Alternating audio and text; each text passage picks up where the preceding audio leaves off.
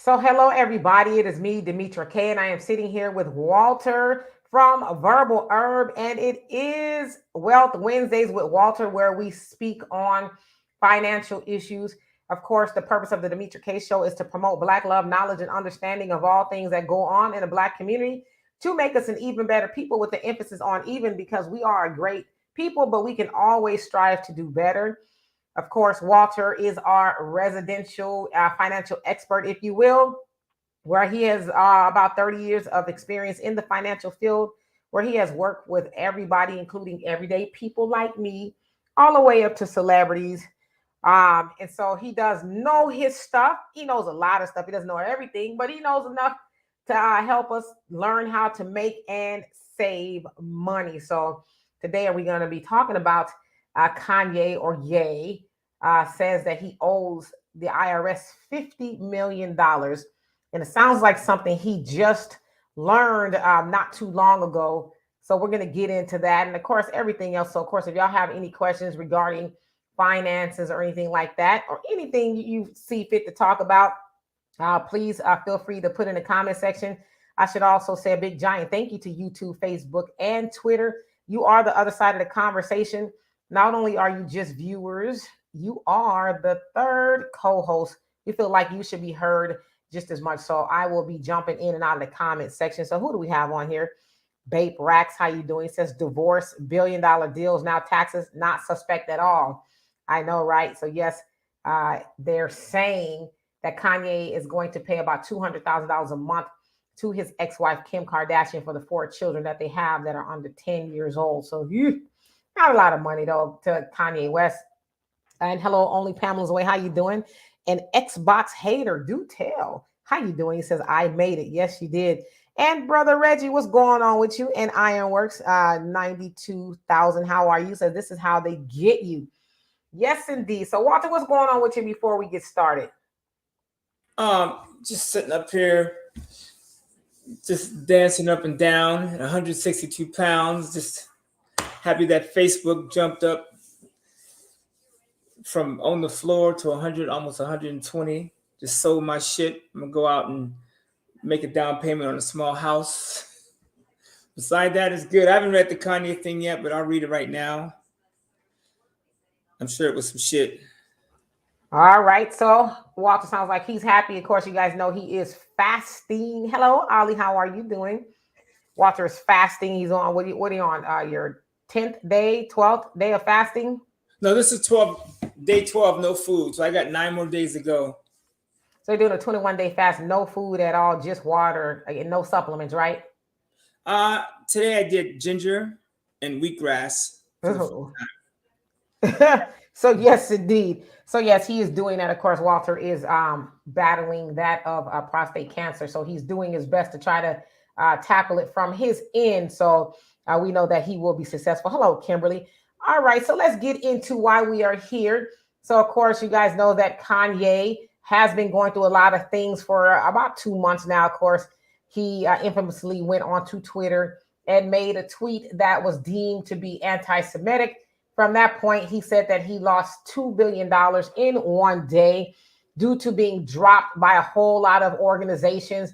Chase Bank was the first to start it off by asking him to move. I think it was like $140 million somewhere else. They said they did not want to do business with him. So he had, I think, to the middle of this month or the end of this month to do that. Of course, Adidas cut ties with him, Balenciaga, and, Balenciaga got their own issues now. And just a whole bunch of other people and things.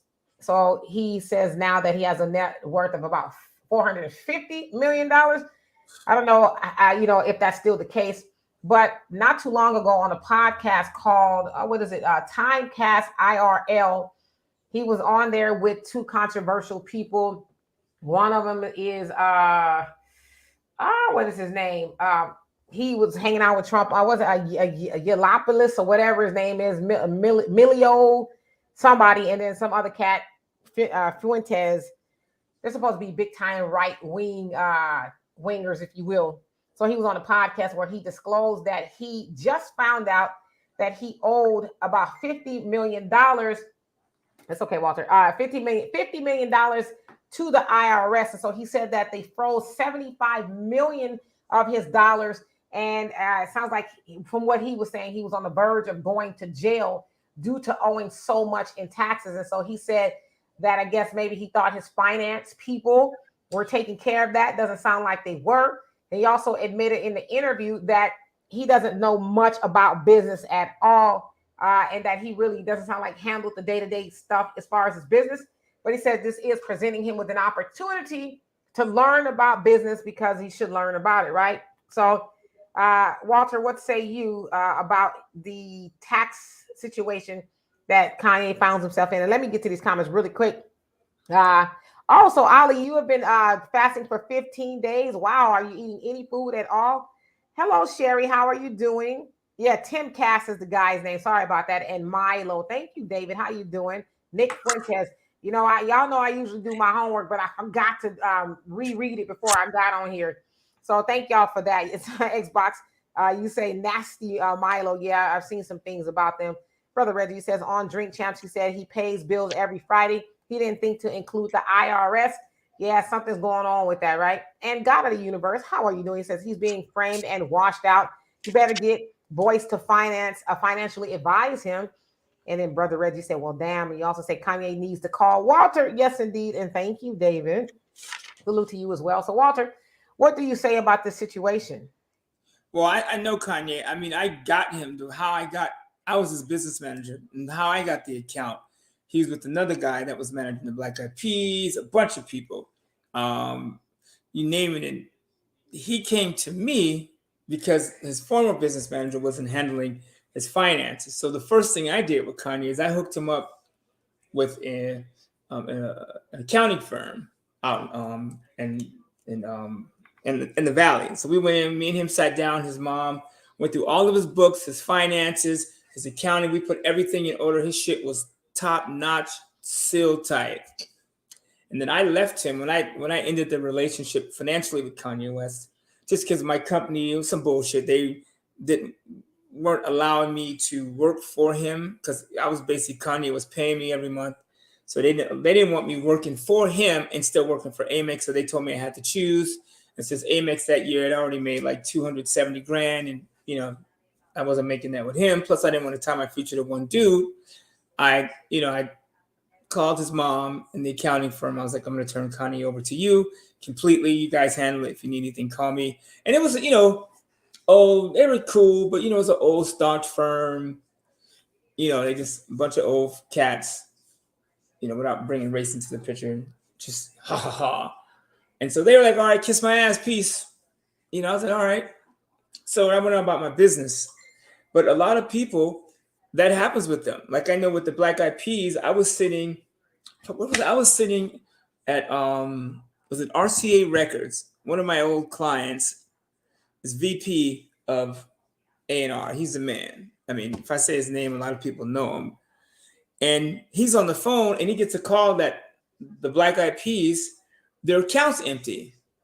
And what's his name? Like will.i.am, Fergie and them, just like, whoa, like where in the hell is the money? And so it was just gone. They had no idea where millions of dollars had disappeared to.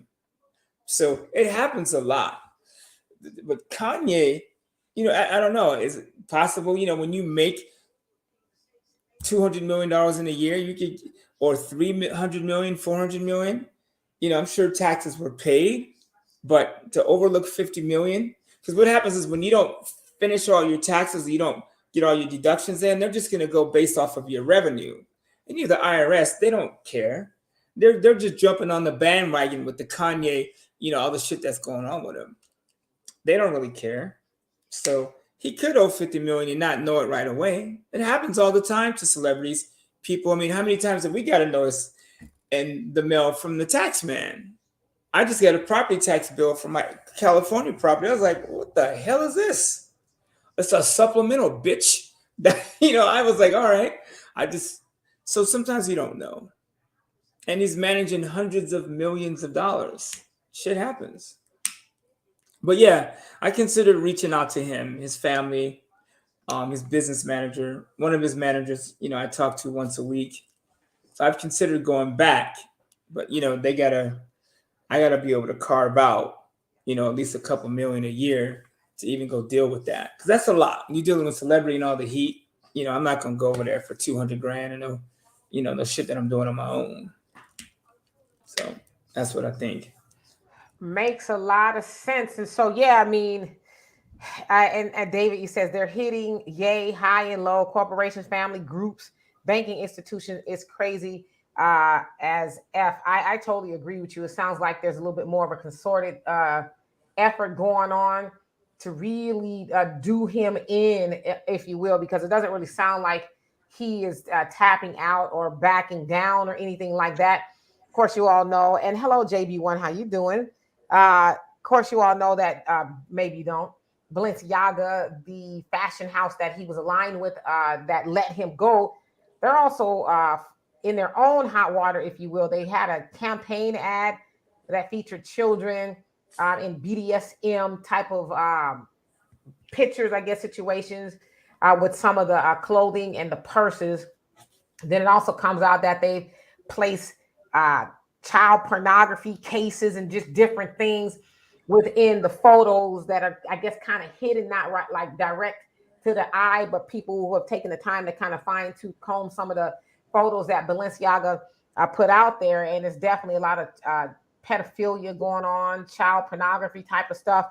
And so Kanye did say that, well, where's all these celebrities that had so much to say about me?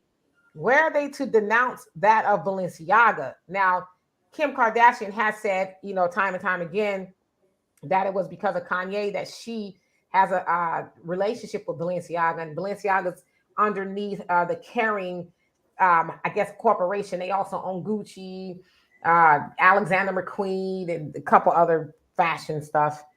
And so she was called to the carpet by a lot of people saying, yo, are you going to denounce Balenciaga? And she says, well, I'm going to reevaluate the situation. And they said they were sorry and it was an oversight. So basically she's saying, no, I'm not going to cut ties with them.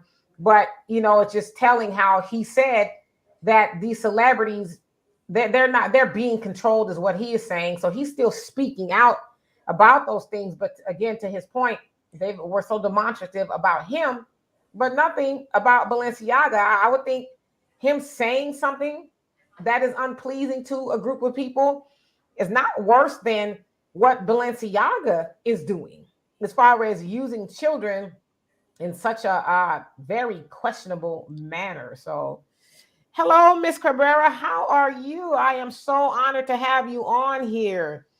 So, I don't know. I mean, I definitely think that there's something going on, as like obviously they're trying to destroy the guy, right? But $50 million in taxes, that's a lot of money. I mean, because it's not unusual for celebrities not to know, especially if they have a lot of money. It's not unusual for them not to know all of their financial ins and outs, right? Because I imagine if you have so much money, you probably have people dealing with all of that, and you just say, you look at it, all right. Well, if you say it's good, right? So it's not unusual, but $50 million. And then he said they froze $75 million. That's very, very questionable. So it's like, well, who do you have working for you? Like, what's really going on, right? So let's see who else came on here. And Ali say no food for 14 days, a smoothie, two. Where'd he go? Where'd he go? Says two per day, going to do 11. Okay. Yeah. Well, good luck to you. Hello, Yeah. Beverly. How are you? Let's see who else watched her. And But says Balenciaga super violated their pedos. It seems to be, right. And Jan Michael, he says, man, there's no end to the measures that will be taken to beat a brother down. Yes, indeed. Sunlight, what's going on with you? And JB says it wasn't an oversight because they were passing out gift bags with those same items in them that were in the terrible ad. Yes, indeed. And Tracy, how are you? So yes, everybody is saying hello to Lisa. Yes, indeed. And let's see. Kimberly says, bigger problem than Kanye. There is a SB 535 bill, which Georgia and other states will criminalize homeless people and can either jail them or put them in mental hospitals. Afro-Americans #1 and homeless in the U.S. Yes, that is an issue. We can talk about that as well. Love you too, Tracy. And David, yes, indeed. Respect to Miss Cabrera. All right. So, Walter, what were you going to say? Well, I mean, I'm just writing down a list of things, but a couple things. One, as far as on the fast, and this is one thing with my As the Money Talks podcast, which is actually up on Spotify now and Facebook, YouTube, Google, you can find it. One thing I've been doing a lot of research, I'm gonna switch gears and I'll come back to the Kanye thing.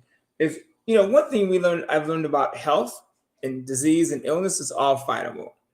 So the reason that I'm on a 21-day fast is generally, when you have an illness, be it cancer, diabetes, whatever it is, when you start, when you not starve, because you can go for months without eating, but when you go, like you go a couple days without eating.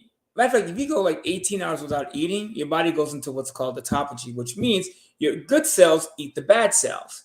So people that intermittent fast, when you don't eat, your body switches from the fuel and then it switches to the fats and turns into ketones, which is why your body functions. So at that time, your new cells are eating the old ones.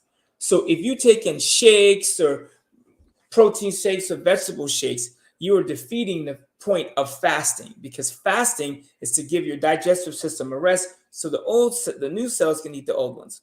Then what also happens is your body growth hormones are created. So then your body is regrowing and then your stem cells are being rejuvenated. There's a lot that's going on from fasting, because every time you eat, your insulin spikes, right? So if you eat a piece of bread, your insulin spikes through the roof. If you dip the bread in oil, then your insulin or vinegar, your insulin spike is cut in half, as is the sugar. That's why when you go to a restaurant, a nice restaurant, they'll give you vinegar with bread. Same with rice. If you put vinegar on rice, it cuts the glucose and insulin spike up by 50%. Okay. So anyways, but doing all this, I just learned how I could heal other things. So since I started my fast, I'm on day 12, no food. The first 2 days were kind of rough, but I'd already practiced fasting, going 12 hours at a time, 18 hours at a time. If you eat dinner at 8 and you wake up at 6 and, that's 8 to 8, 12 hours. All you have to do is go wait till noon. That's an 18-hour fast. If you go 18 hours without eating every day, your body is healing. So 19, 20 hours, your body is healing, which is why I believe a lot of people in the East and even the Muslim diet, they ate once a day to give their digestive system a time to heal. So, and I was 175 when I started, which is still, according to Google, I was overweight, 5'9", 175. I'm 162. My goal is probably somewhere around 155, just so I could play with my weight and go back to Spain and actually shop in their skinny man stores. But the food, I've learned all kind of things with food. And when you get your head, when you're not using your digestive system, your brain is working. And so that's what I got in day 2 or 3. It's just shit that I've been trying to do for 10 years. Like my As the Money thing I've been trying to do for 10 years. It's up and running. I'm on episode number 3 because I believe my mind was clear. So that's why the fast, that's why I fast. And people say it's impossible to. I mean, I've got so much. How can I fast? It's not possible. It's totally possible. And a lot of the people on this podcast listening to this will die from a disease that is preventable by fasting. Like, so for instance, I'm in my kitchen. I'm next to my kitchen. For me, it was just about discipline. Like how strong is your mind, especially when you're fighting for your life. Like some of you got diabetes, thyroid issues, all that stuff, for the most part, is preventable and removable. Diabetes means your diabetes is beating you. Every time you think about this, we probably should be eating once a day. The human eats probably 3 to 10 times a day. You have 3 meals. Breakfast is a scam. It's not in the morning. Breakfast is break the fast, whatever that is. And most people, when they break the fast, they eat donuts, sugar, pancakes, bread, all the stuff that just shocks your body. So every time you eat, you spike your insulin. So if you're at lunch and you grab a couple potato chips, boom, your insulin's up. I'm going to have a cookie, insulin's up. You're dead. You're not going to make it. So that's why fasting, doing the water only fast, you can take wheatgrass and some small supplements, but that's the true fast. Because if you're injecting food, Like someone said, you should take smoothies. That's not a real fast. I'm just switching up what I eat. Right now, if you're just trying to cleanse, that's cool. But like to heal, like I was 200 pounds in April. I'm 162 pounds. I love walking outside. Like you can wear shit, you can do things. Yeah, it's 40 pounds I'm not carrying around. I don't know how I did it at 201 pounds. And then the crazy thing about fasting and getting control of your life is when you go out, like I had an appointment today to look at an MRI for my accident. I'm getting paid. Everybody in the room, I'm like, damn, I'm the smallest dude in here. And I want to say, hey man, put that chicken down. Don't eat that. You ain't gonna make it. So food is tough, but you have to grab control of your mind. And I think as Black people, if we can grab control of our food, oh man, because we just need clarity. And I think that will help. Next, when you were talking, I was just doing some research on Adidas, which was founded by two Nazis. Hold on hold on a second. And Lisa, yes, you say this is very true about fasting. You can fast for cancers too, and that's actually why he is fasting. He has been diagnosed with prostate cancer. So instead of going through all of the chemotherapies and the radiation, and I think they want to do surgery to remove it, he wants to try to do what he can on his end to see if he can actually starve it or shrink the cancer. So you're absolutely right about the fasting for cancer. And cancer only lives on sugar, fructose. That's it. So for those, and there's sugar in everything. And the American bratwurst, the sausage, like when I was in Germany, they have these sausages, and you can eat them till the cows come home. Those don't have sugar. In America, that same sausage has 50 grams of sugar, which is almost double the intake you're supposed to take. So you have sausage with pancakes and oh, hell to the no. Breads, sugar is in everything. Your noodles, you go to the store, you flip the box. Honey Nut Cheerios has sugar 4 times in the ingredients column. That is insane to me. So what happens with disease, cancer, diabetes, you name it. If you don't eat, you starve it. And so when your body goes into autophagy, your good cells eat the cancer cells, eat the bad cells. It basically cleans out your system. And so what's left is the good cells. But if you keep feeding your body with shit, it's the bad cells are like, hey, we protected. But once the shit stops, the good cells are like, okay, our immune system is up. We can go get down. So your white blood cells can increase. They get going. There's a lot going on. And the crazy part is my energy, I'm sleeping 8 hours a day, which I've never done, ever. Comes to find out that sleep actually helps fight cancer.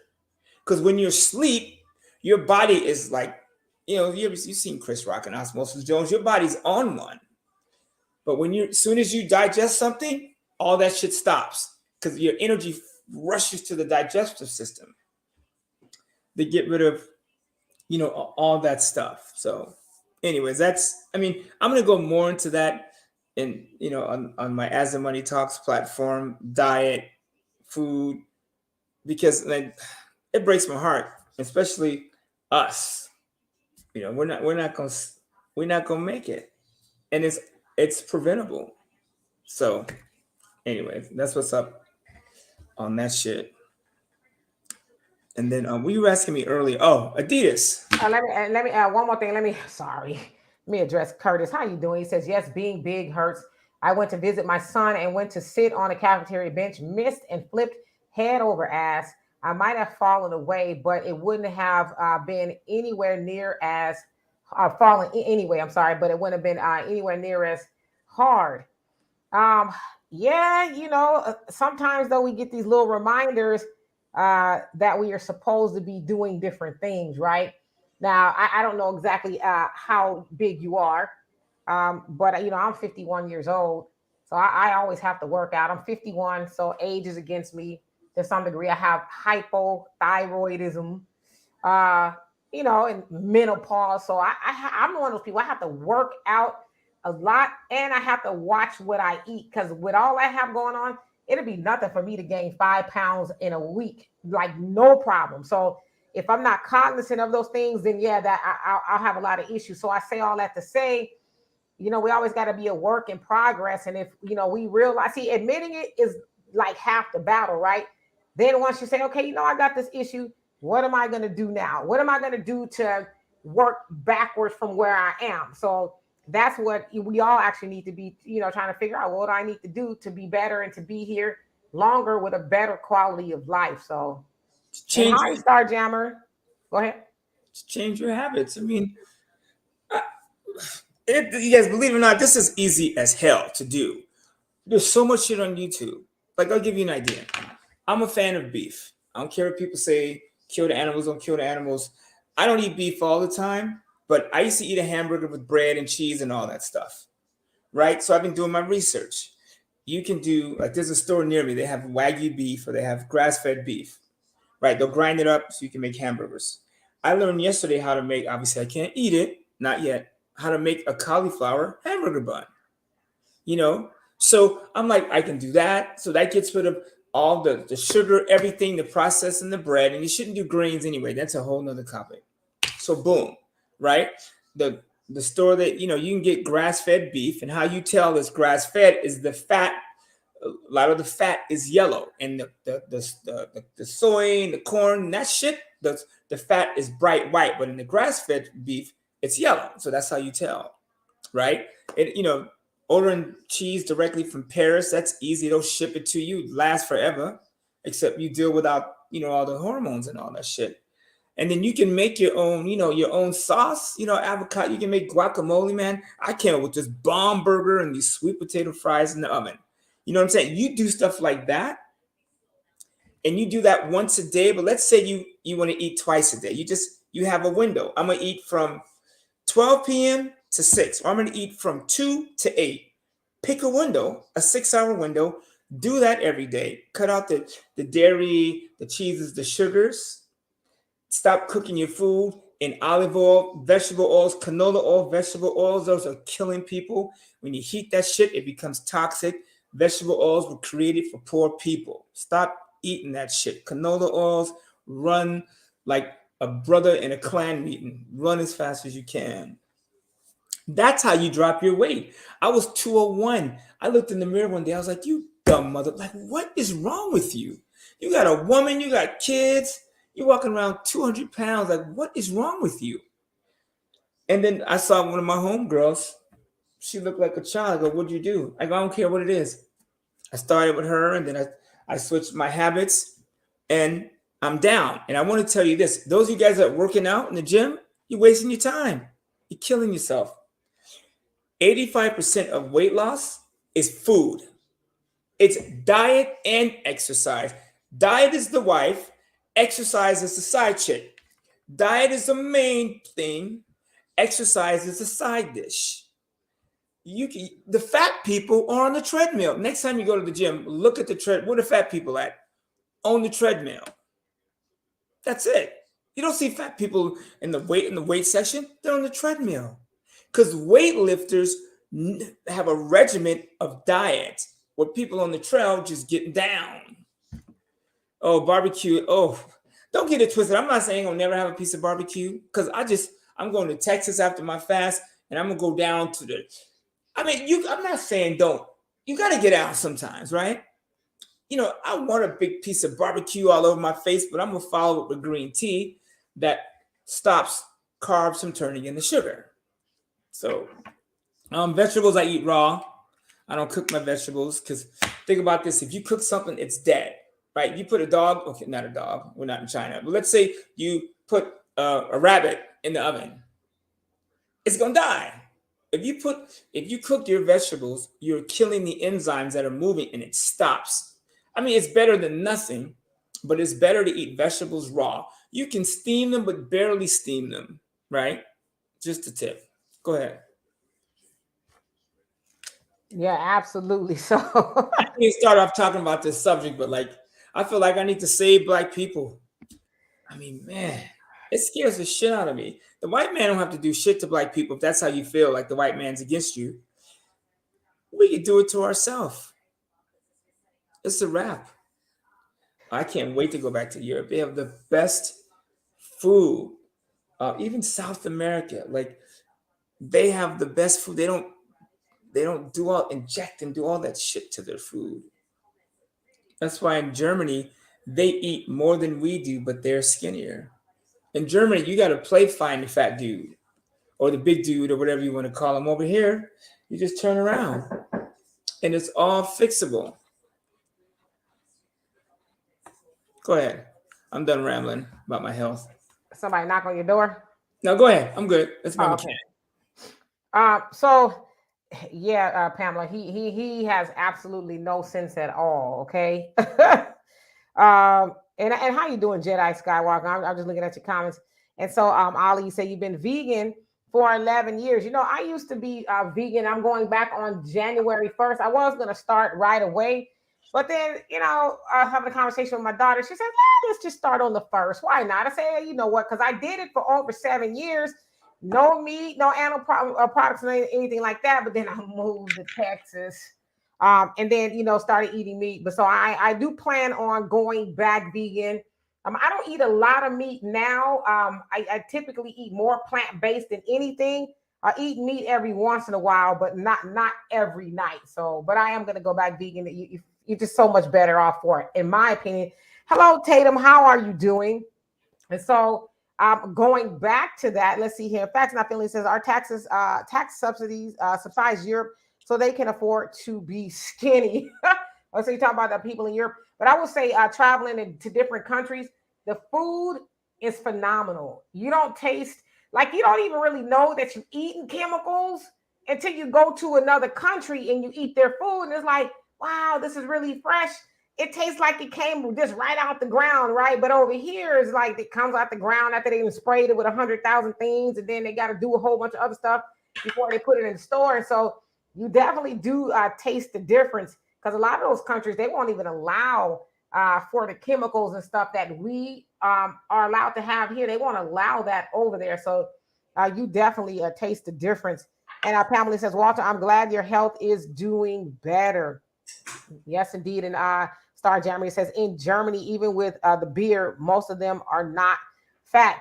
But also, I notice in a lot of those other countries, they do a lot of walking, and they're not tied to the television and stuff like we are. Like they get out a little bit more and enjoy the fresh air. And like they don't have a problem with walking miles like we used to do back in the day, right? It doesn't matter how cold it is. I was in Germany last year. It was freezing, and there are people everywhere. I remember being in Poland and walking to this restaurant in 30-degree weather.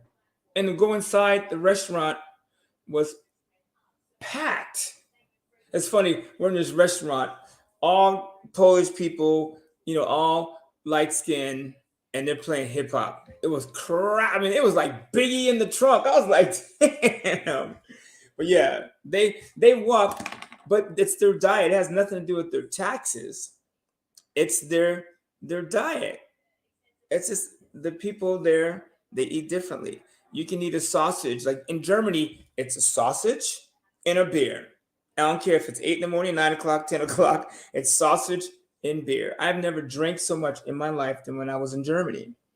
Or San Sebastian. I don't care if you don't go anywhere in your life for food, go to San Sebastian, Spain, which is driving distance from Bordeaux, France, and go to Lyon, France, two of the food capitals of the world. You would never. If I didn't have kids, I would still be there right now. Right? I told my kids, anyways, I might still leave. There's nothing like going out for $14 and getting 2 drinks and 5 tapas. Frog wa or sirloin with sea salt. I'm shut up.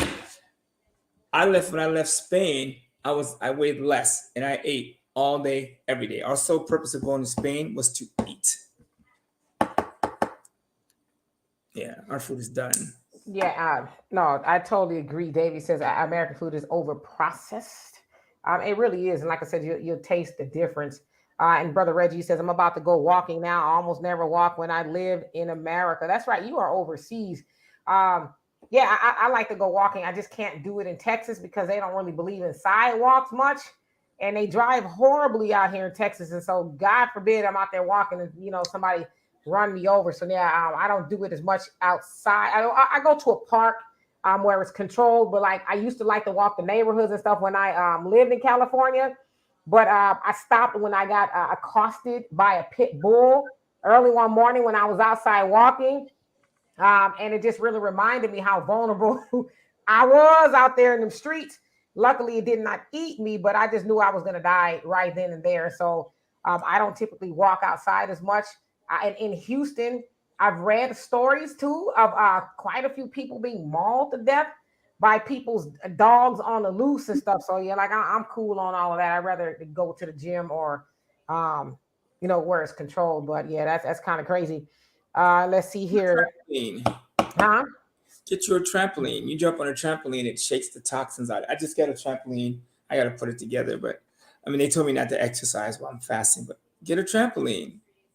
Trampoline, get you a sauna. I went on Amazon, bought a sauna for $136. You lay in it, it wraps all over you. It works the same.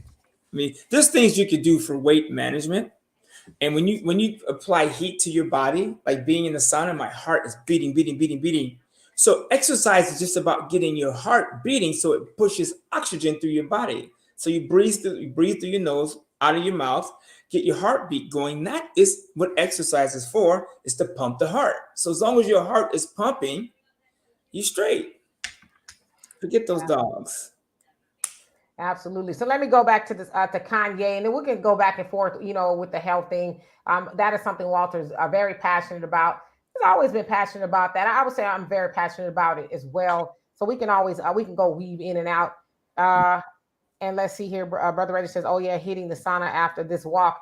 Yeah, I typically go to the sauna maybe twice a week in the gym for like 15 minutes. It really does work wonders.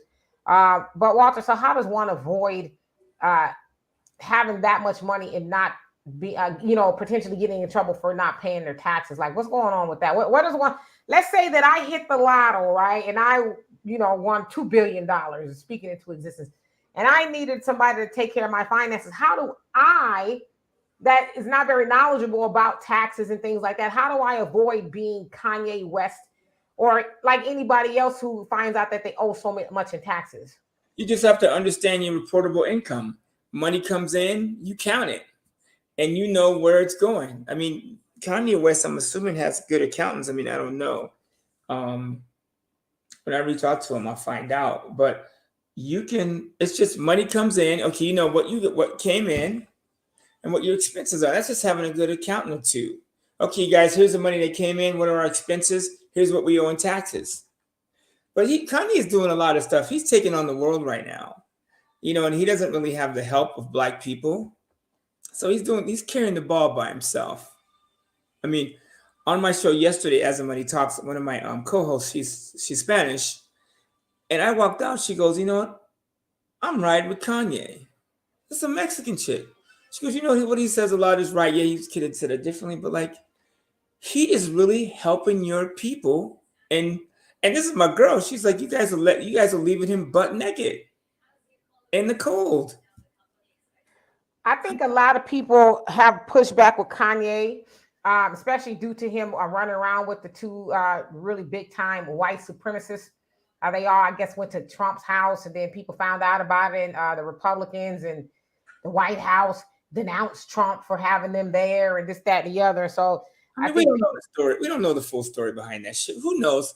Kanye could have got an invite and showed up. It's like if me and you show up and David Duke gets out the valet next to us. You know what I'm saying? Like, we didn't know that he was coming. And right. Would we stop? I don't care who. I don't care if Jimmy Crack Corn and David Duke. If I get invited to Mar-a-Lago for free, I'm going. I don't care who is there. And maybe that's what's him. Yeah, so I guess what point that I'm making is, I see people all over Twitter and different things making it, issue out of that. So, I mean, it's like, I don't know, Kanye gonna be Kanye, but it's like, it's funny how they like to demonize Kanye for hanging around white supremacists. And I believe those people to be white supremacists, but they voted for Joe Biden. And Joe Biden was hanging around white supremacists and big time white. I mean, we're talking white supremacists that, that block voting rights and didn't believe that black people were even human to some degree, and all of that. And he wasn't unapologetic about hanging around those people.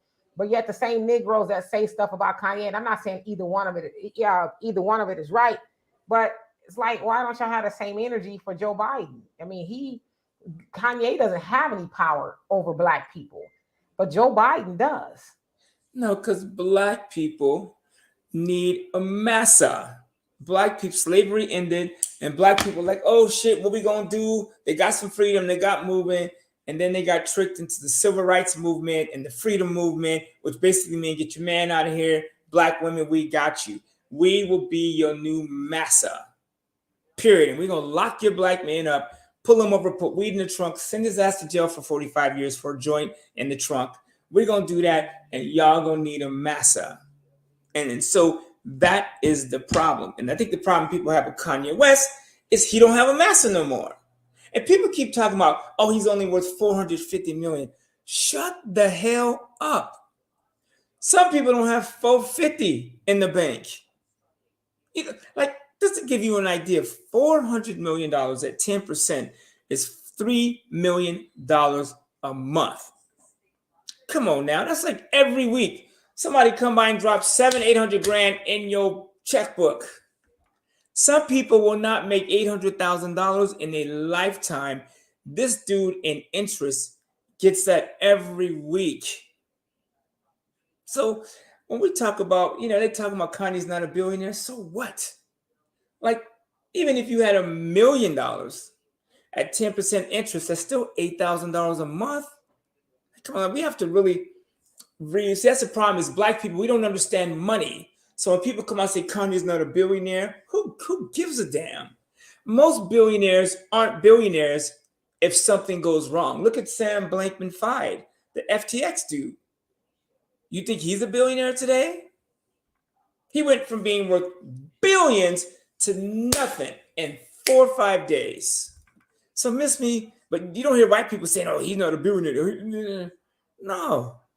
The other thing too, of course, Kanye, I guess they decided or agreed or somehow in a divorce settlement that he has to pay $200,000 a month for 4 children. It's like, that's $2.4 million a year, right? If I'm doing my math right.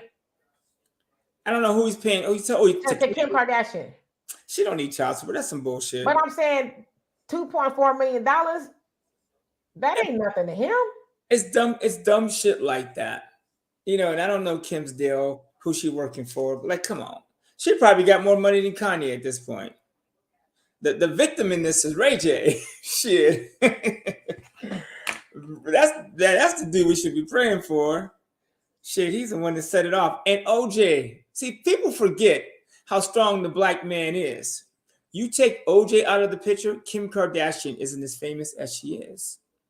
Because you remember, it was why she was famous, because her father was OJ's attorney, and the sex tape was OJ's lawyer's daughter has a sex tape.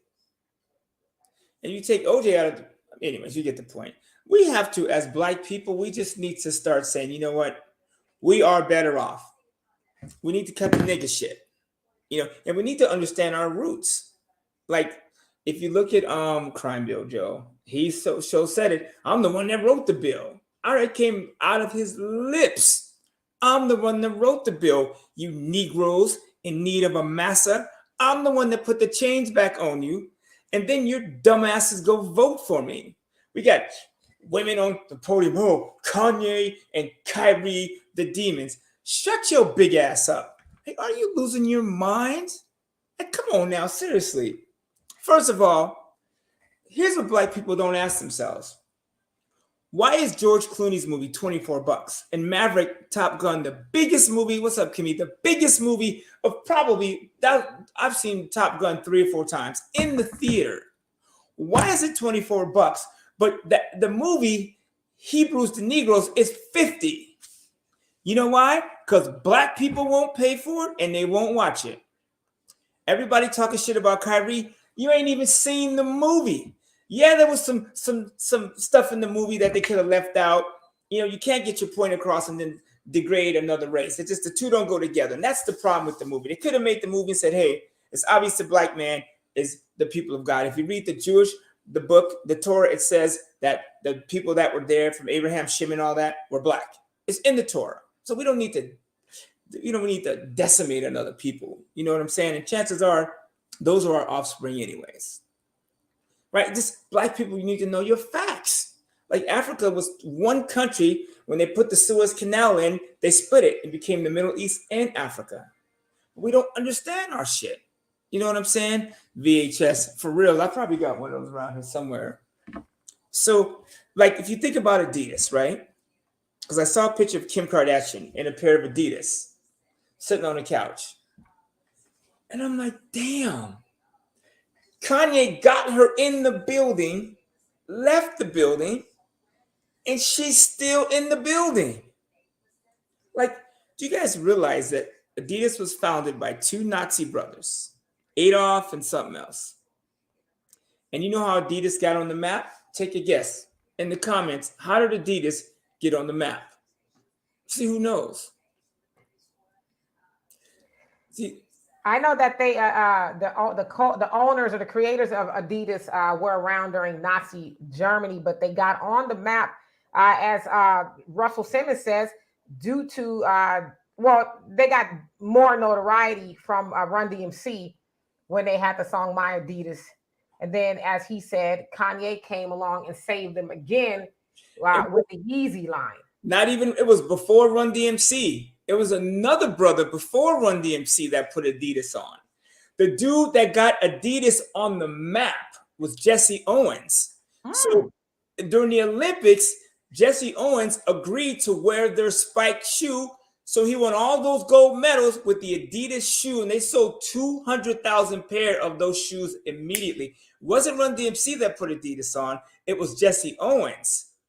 A dude they wouldn't even let come in the restaurant and celebrate after he won the Olympic. Nigga, wear our shoes. Thank you very much. Run DMC saved him again, and then Kanye saved him again. And now Adidas is the second largest shoe producer in the world. From three black dudes, or three black individual groups, or whatever you want to call it. But black people, we still don't get the point. Like, same with Volkswagen. You realize Volkswagen was created for Hitler as a state vehicle for the war. Period. So what do you think Volkswagen, Mercedes, Audi, what do you think all Puma, what do you think all these people, these brands come from? But we don't even think about that. Chase Manhattan, Chase Bank, who's the lead bond, whatever you want to call it, the underwriter for the slave trade. But you walk your ass up in the Chase and don't think twice. But Kanye says some shit, or Kyrie puts a movie out that most black people won't even spend the $50 to watch. You can buy it, give your family the code, spread the code. I don't care. Give them access to Amazon for a day. If you watch the movie and you take out the attacks, the slurs against the Jews, black people, your self-esteem. I remember watching that movie and going, shit. Okay, and I'm not religious, but I'm like, damn, okay, that makes a little sense. You know what I'm saying? Jesus being the son of God or not, that's not important to me. But the fact that they're all talking about he was a black dude, and Shem and Abraham, those dudes were black. Come on now. That alone should help black people. But it won't. And here we are again talking about Kanye shit. The dude's worth $500 billion, $500 million. Kanye don't need us for that. What Kanye needs is more black people saying, hey, I understand what the brother said was jacked up. But what the questions no one is asking is, why do so many black leaders feel that way about the Jewish community? That's what no one's asking. No one. Yeah, he chose to marry her, and I'm not going to get into race. You can choose, marry you. I have no problem. He married a woman that's not black. That's not an issue for me. That's his business. You know what I'm saying? But everything else, the thing about Kim and Kanye, their stuff is so public. I watched an episode of the Kardashians, not on purpose. It popped up on my Hulu, and I was like, whoa. And I found myself watching it. I'm just going, these chicks are loaded, paid off of the black back. Like, I mean, like, damn, there's so much swag in that house. I'm like, damn. It's just, that's all black creation. Kanye took Kim Kardashian to the next level. She said it on the show. Kanye dressed me, picked my clothes. When Saturday Night Live came calling, he picked her clothes. She even was going to have him perform. I mean, like, she leaned on Kanye to the point where she was like, he's my rock.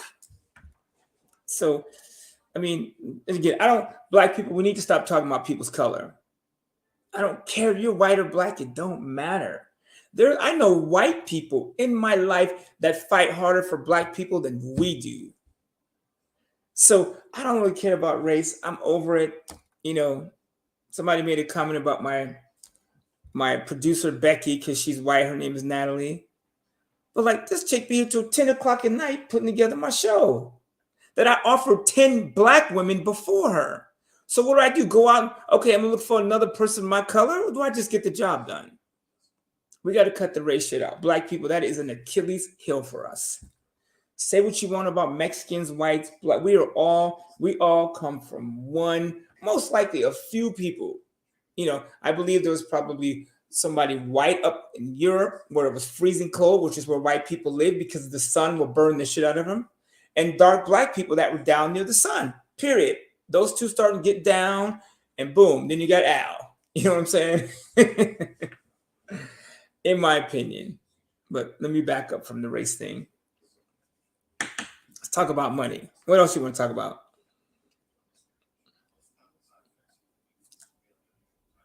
I can't hear you. I was trying to find that thing that I put up last week, so I'll find it again about the shoes. I'll remind me to try to find it and put it up before the end of the show. That's what I was actually looking for. It had all the shoe brands. And who was that asked that? Money QFO, I'll say that. How you doing? He says, can you please mention the list of names of those black shoe brands? Again, I scrolled through a couple of videos I thought they were in, but can't seem to find them. Thanks.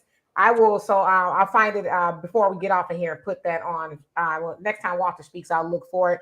And Pamela, you say, where are all two of them, Walter, at Walter? So I don't know what you're talking about because I was looking in the rock. I don't know where all two of them are. I don't know what that means. Maybe you can explain a little bit. And the Rocket says, to the dude talking, I can tell you like Mayo Becky by the way you talking. Uh-oh. Hey, I love her name's not Becky. Her name's Nat, and I love Natalie. She is down like full flat tires. If you go to her podcast, it's her, two brothers, and a sister on her podcast. She loves the black man and not sexually, just is attracted to the aura, what we bring to the table, our swag. You know what I'm saying? I had my theme music playing from my As the Money Talks. I come downstairs and she had breaking a sweat, dancing and shit. I'm like, girl, calm down. So, but again, you guys, I want you to do this real quick. Shut your eyes for a second. Imagine you walk into a room and someone says, hey, here's $10,000 on the table. I was able to just discover something you were doing wrong, and we made 10 grand this week from my discovery. Then you open your eyes and realize she's white. Do you give the fucking money back? Or are we going back to the George Jefferson episode and you say, oh, I don't want it. Like, we gotta cut this shit out. You know, it's like, it reminds me of the time when I was managing the rap group and I was kicking it with X-Clan. You know, X-Clan, dun, dun, dun, dun, you know, all that. Chili and McGilla. We're backstage and they're surrounded by white women. And I checked Professor. I was like, yo, wait a minute. Y'all singing all this shit about black people and there's white women everywhere. Like, come on, y'all. Is anybody real in this industry? So I stopped caring about race a long time ago. I ain't got time for it. You want to, you know, like, I get it. Like, the white man has done some cold shit to black people. It ain't like they gonna change. Like, when I say change, it ain't like they gonna go back and undo it. And y'all keep voting for Joe. You know what I'm saying? You keep voting for Elizabeth Warren, all these socialites, and you complaining about the white man, but yet you still voting for the dude. That's putting you in this box. It don't make sense to me. So, and I'm gonna always stand on that. If you can't fuck with me because I spend time with people that aren't black, then log off. Find another channel. Find the ignorant channel. Well, let me get in here. You moderate, but like you know how I feel. Me, I'm trying to Let me and forgive me. I'm not paying attention. I was actually looking for that in case um the person that asked for that shoe thing is not on here. Okay, here we go. So I'm gonna put it take up. a picture of it. I'm gonna put it up. I found it. I'm gonna put it up in just a second. I will say this. I want to say this.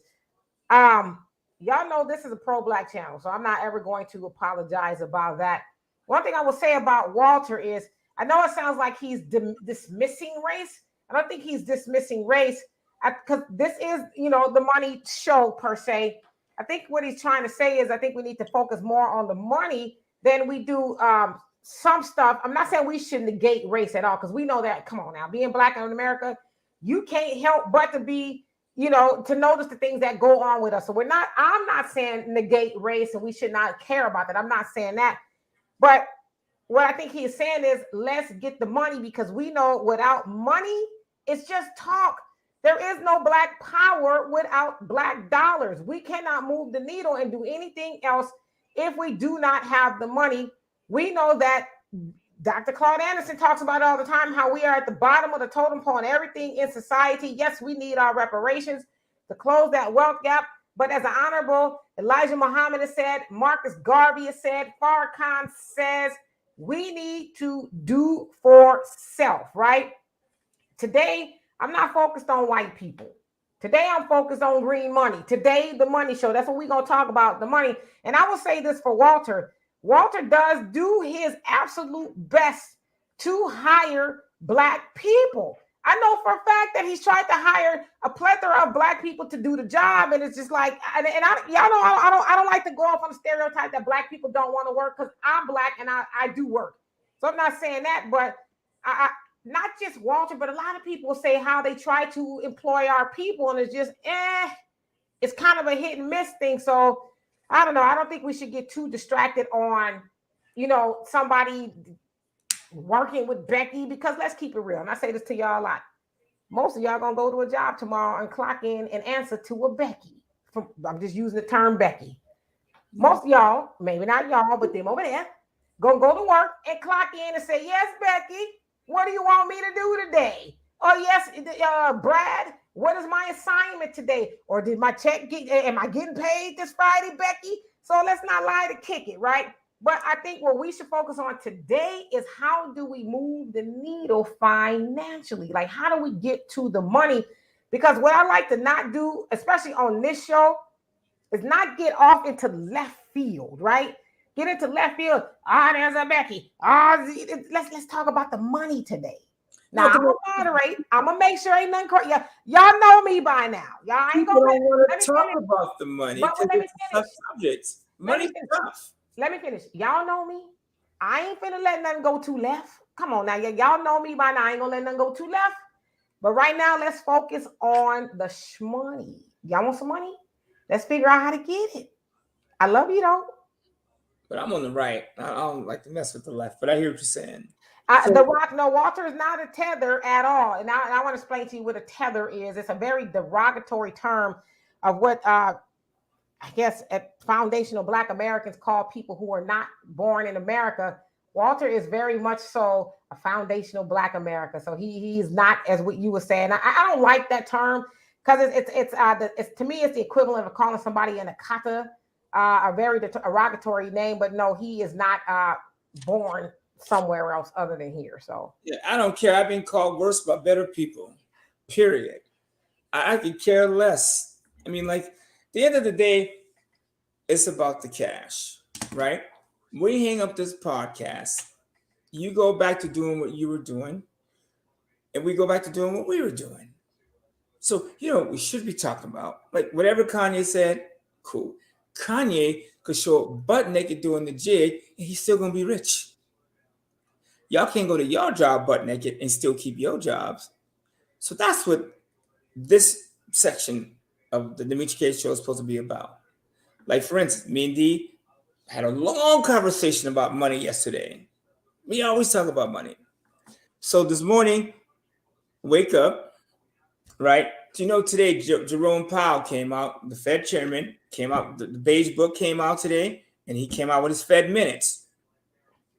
The dude, which most people probably don't even understand because they caught up in other shit, says we're looking at pumping the brakes on raising interest rates.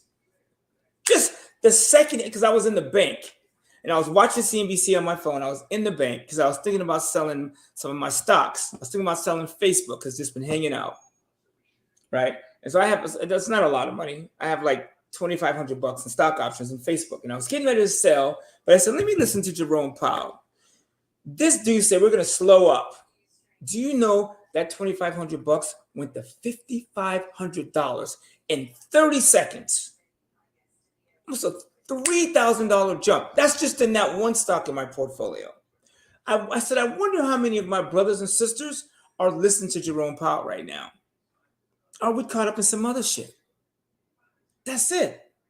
Like I said on your show, and I know Kimmy jumped in, I said Amazon is in the 90s. Like Facebook is at $90. Like, come on, y'all. Facebook's now at 120. Just like that, from 90 to 120. Target, I said buy Target. Target's up. Boom. So if you put $1 in Target, that when Target missed earnings and crashed, that dollar is worth $4 today. Just like that. So those of you punching the clock and fighting with the man or Brad or Becky, whoever he's talking about, you know how you get rid of your boss over time is you start making moves with the market. The Federal Reserve is saying we're going to take a break, which everybody's laying off, right? So our job is done. People are getting laid off. They're going to be without work. The economy is going to slow on its own. So we could go back to making moves for rich people, shareholders, which is what happened. How is, like, one of my friends last night got laid off. Her husband, I'm friends with her husband. She's married to my boy. She got laid off last night from Carvana. From Carvana, she got laid off. Their stock went from $3.80 to $6 in a year. Come on now. I give you $380. I see you next year and you give me $6? Come on now. She and a bunch of people they're being layoffs everywhere. So everyone's getting laid off, but yet the stock market is through the roof. That's because rich people are the ones making money at this time. So why don't you focus, do what the rich do, right? That's it. You can buy stock options. I think I paid 76 cents for my JP Morgan stock options that are worth $6, $5.05 to be exact. From 76 cents to $5.05 when I told everybody on here to buy that stock. Buy the stock options. That's it. So, I mean, this is the best time to be an investor. Oh, I love it. I hope the shit crashed to the ground, period. Because here's what happens. So I'm gonna tell you, me and D talked, and D, I hope you do this. Right now, the market's crashing. Real estate sales are down 36%, almost half. So what's happening now is a lot of sellers are coming down on price. They're paying closing costs on top of coming down on price. Some of the commercial big buildings, they're willing to carry the paper for you. So you don't have to go out and get a loan with the bank. They're willing to carry the paper. So here's what me and my sister talked about. And one of my As the Money Talk show, if you look, you'll see it. It's basically how to use your car loan to buy real estate. And here's all you do. I don't care if let's say you got a car and it's worth $5,000, it's paid off. You could sell that. 1, now you have that cash. 2, make sure you have decent credit. If you don't have decent credit, build it. It takes 6 to 12 months to build your credit if you do it the right way. Self, which will give you 2 lines of credit. Capital One, Citi, they'll give you secure credit cards. Have other people put you on their credit. All that stuff we always talk about. Then you go to your bank and say, yo, I found this car. Now, you can get it for 10, but they'll loan you 20. Take the whole 20, buy the car for 10, and take the other 10. And in Texas, you can put 3% down, $6,000, and buy you $200,000 crib that you can put on Airbnb. Now you own real estate and you got a car and you still have $4,000 left because the seller is paying closing costs. So now you got your car and you have your house, and now you own real estate and you have a nicer car, and you still got the $5,000 from the car you sold. So now you got $9,000. Do you understand what I'm saying? You're done. You got your house and your whip. You know what I'm saying? So, no, the 76 cents turned into $5.05. So if you go to YouTube and just Google stock options for beginners, that's a really good start. That's all you got to do. And the stuff is all free. Everyone's teaching it. So you can go out, you can learn it. So that's one move. And that's what I did with how I own the properties. Some of the properties that I own now, that's what I did. I have 3 car loans and one that I co-signed. Technically 4. Well, it's 4 if the motherfucker don't pay. So, but though I bought those 3 cars so I can have a nice car, but also have cash to go buy real estate. That's it. That's all you got to do. That's why I say build your credit at all costs. I don't know anything. The bricks, I've heard the term 1,000 times. I don't know much about it. Maybe you can explain to me what it is. 8,000 scratching. Let me read this. His sister has perfect credit. You two should do something together. Ask her to put you on your credit cards and you guys go buy a piece of real estate together. Does that make sense? So they say they're gonna go back and listen to it.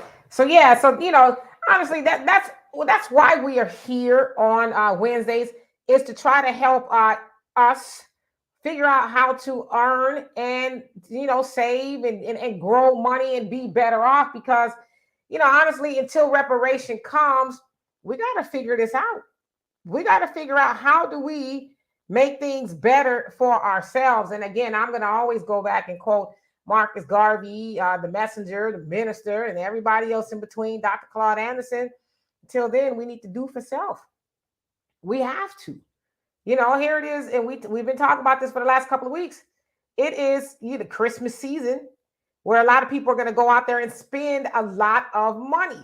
And they say Black people spend 17% more than anybody else during the Christmas holidays. We spend 17% more than anybody else, but we talk about we have the least. We know that out of $1.3 trillion, we give away 97% of that. That's almost all of our money we give away. Then we say, I don't know what I'm going to do. I don't have any money. I'd vote for not us, but, vote for the Democrats so they can give us all these programs and they can help us out. And I'm not saying we don't need the help. We do. But it's like, in the meantime, what are we going to do to help ourselves? A lot of this is self-inflicted. Nobody, and I do mean nobody, is making Black people go out during Christmas and spend 17%. That sounds like a small number, but that's actually quite a bit. Spend 17% more than anybody else out there during Christmas. And there's a lot of those other people, they got more money in their community than we have, but somehow we find and scrape up money to go shop and give to the kids and to whoever else. And then we talk about on January 1st, I don't know what I'm going to do. I was reading this article today, and it was I want to say it's in New York. Maybe I'm wrong, somewhere, where it's an 77-year-old gentleman. He's retired, obviously, and his rent is like $450. And so he's suing the landlord because he says the landlord is doing things, these different tactics to try to get on his nerves and get him to move, by letting homeless people camp out and make noise and just a lot of stuff going on. And he was like, well, he wants to move me, and I don't want to pay any more than $450. But I guess when they did a market evaluation of how much the apartment would cost, said $3,000 in the area. I guess it's a good part of town. And so I was saddened by that, because I'm like, here he is, 77 years old, he's retired, and I don't know if he can't pay more than $450 a month for the rent, but if he does have to move, and it sounds like he will, what is he able to afford a $3,000 apartment? And so I say all that to say we as Black people need to get in a better position so that we can help our people, at least our parents. I would say between, my siblings and I, Walter is my oldest sibling. He's my older sibling, and my younger sibling, Amanda, we are able to do for our father. That so you have to get in a position to where it's like if your 77-year-old daddy is facing eviction because he can't pay more than $450 for rent, then somebody needs to be able to help us, step in and help him. Preferably his kids, if he has them, I don't know.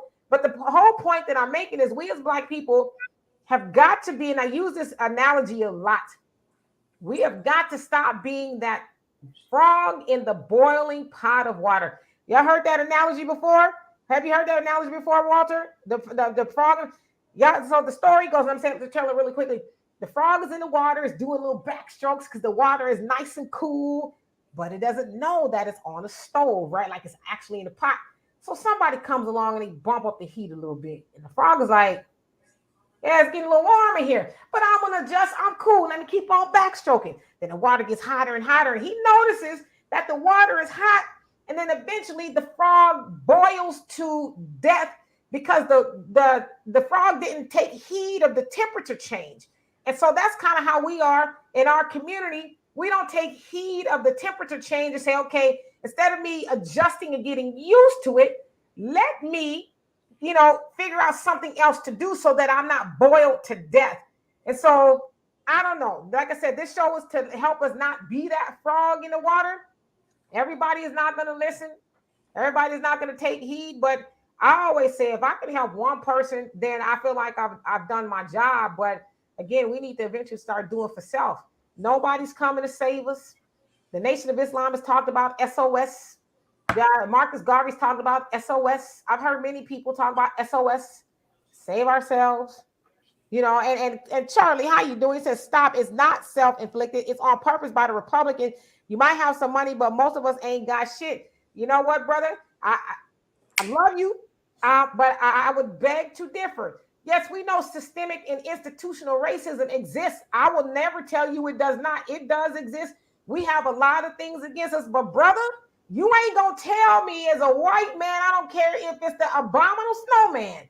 Nobody is making Black people go out there and spend 17% more than everybody else on Christmas season. If you ain't got it, then don't go get it. Because those people, when I say those people, I'm talking about white people, Asian people, and I talk about the hidden secrets of Oriental wealth for the last month or two on this show, where it's an Asian telling, he's actually admonishing Black people, saying, no.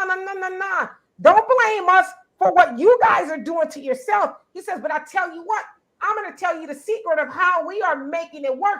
He says, we got the same enemy you got. We got the same issues you got.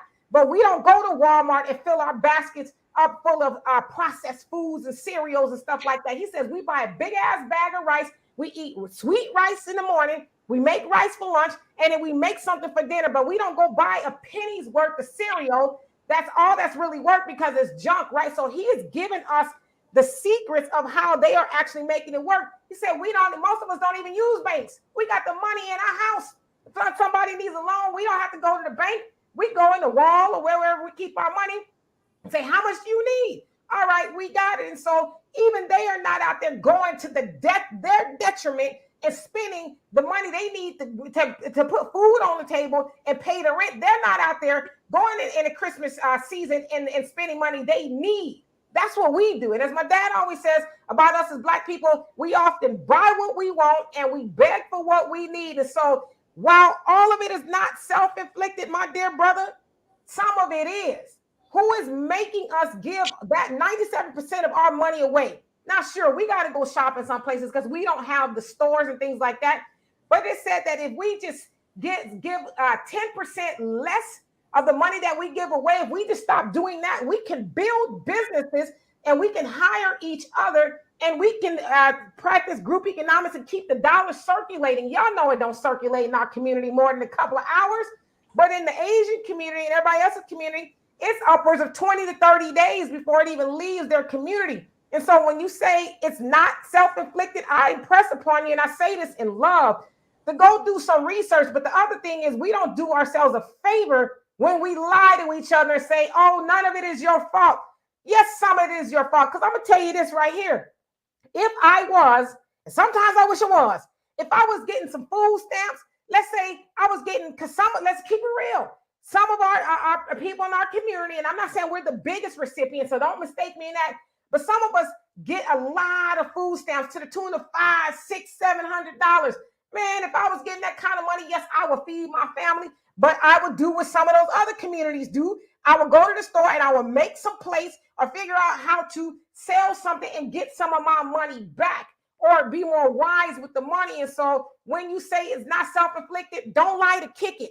Because when you lie to our people, that does not help our people say, you know what?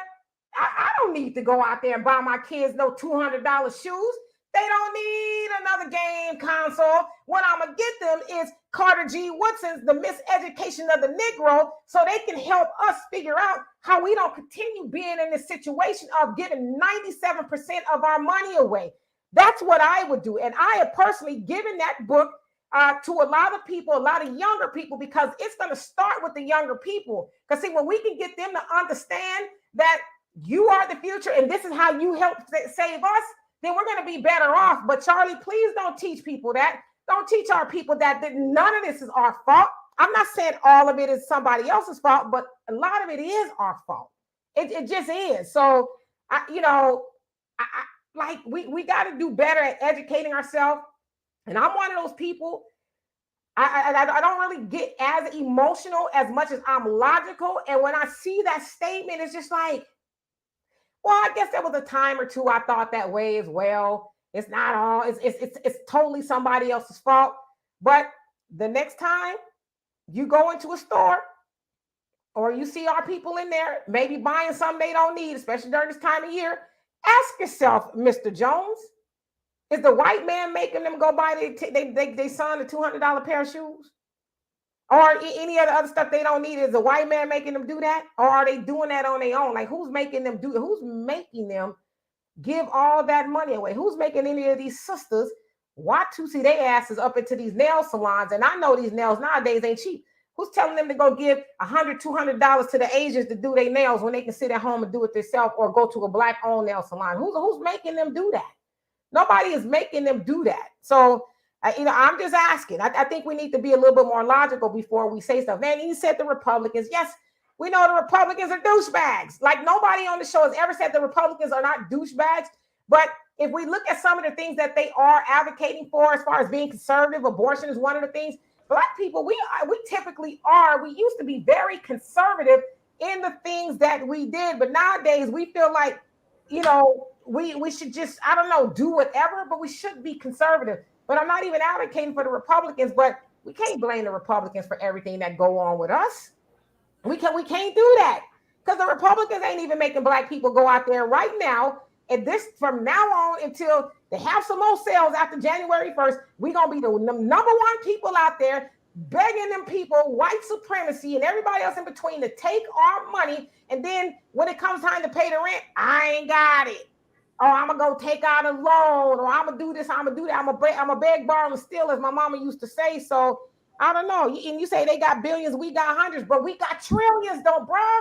We get $1.3 trillion a year in the Black American community. Do you know that? 1.3 trillion, and we give away 97%. So we got trillions. They got billions, we got trillions, but why don't we keep it? We need to ask ourselves, why don't we keep that? I'm just asking. Is that self-inflicted? Or somebody making us do that? Like, what's going on here? Honest. Yeah, no, it is self-inflicted right now. The damage was started, but we're doing it to ourselves. I mean, you guys, this is such a dumb conversation. I don't mean like this in particular. I mean the whole subject. The problem is we don't save enough of our money. I'll give you case in point. I told everybody, all my kids, I said, I'm not buying shit for Christmas. Do not ask me. Don't send me no links. I'm not buying shit for Christmas. And I got two of my daughter-in-laws send me links anyways. So I'll deal with that on a separate time. But the point I'm trying to get across is I work 10, 12 hour, 14, 16, 18-hour day. Not to just toss it into something that is not going to do shit. Yeah, okay, maybe a science kit or a toy, something they can use.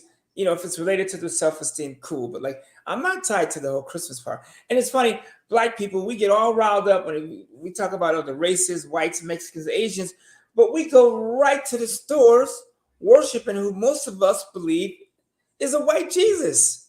I don't understand where black people, we have this, we get this thing, we're stuck on somebody's, we can't do shit with them because of their race, but yet we go work for them, or we go put a Christmas tree in our house, and ain't no Christmas tree mentioned in the Bible, in the Torah. I've never seen a Christmas tree come up.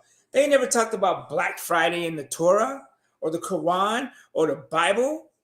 But y'all rush y'all black asses to the store. I swear to God, I didn't leave this house on Black Friday. My boy sent me a picture of Walmart. Ain't nothing but black people. It's packed. Man, if you wanted to kill the black race on Black Friday, you just blow up Walmarts. It's a wrap. I'm telling my boy, like, man, I don't get it. I couldn't think of one thing I needed. It's like, how many of you guys really don't have everything you need? Like, seriously. Do you not have everything you need?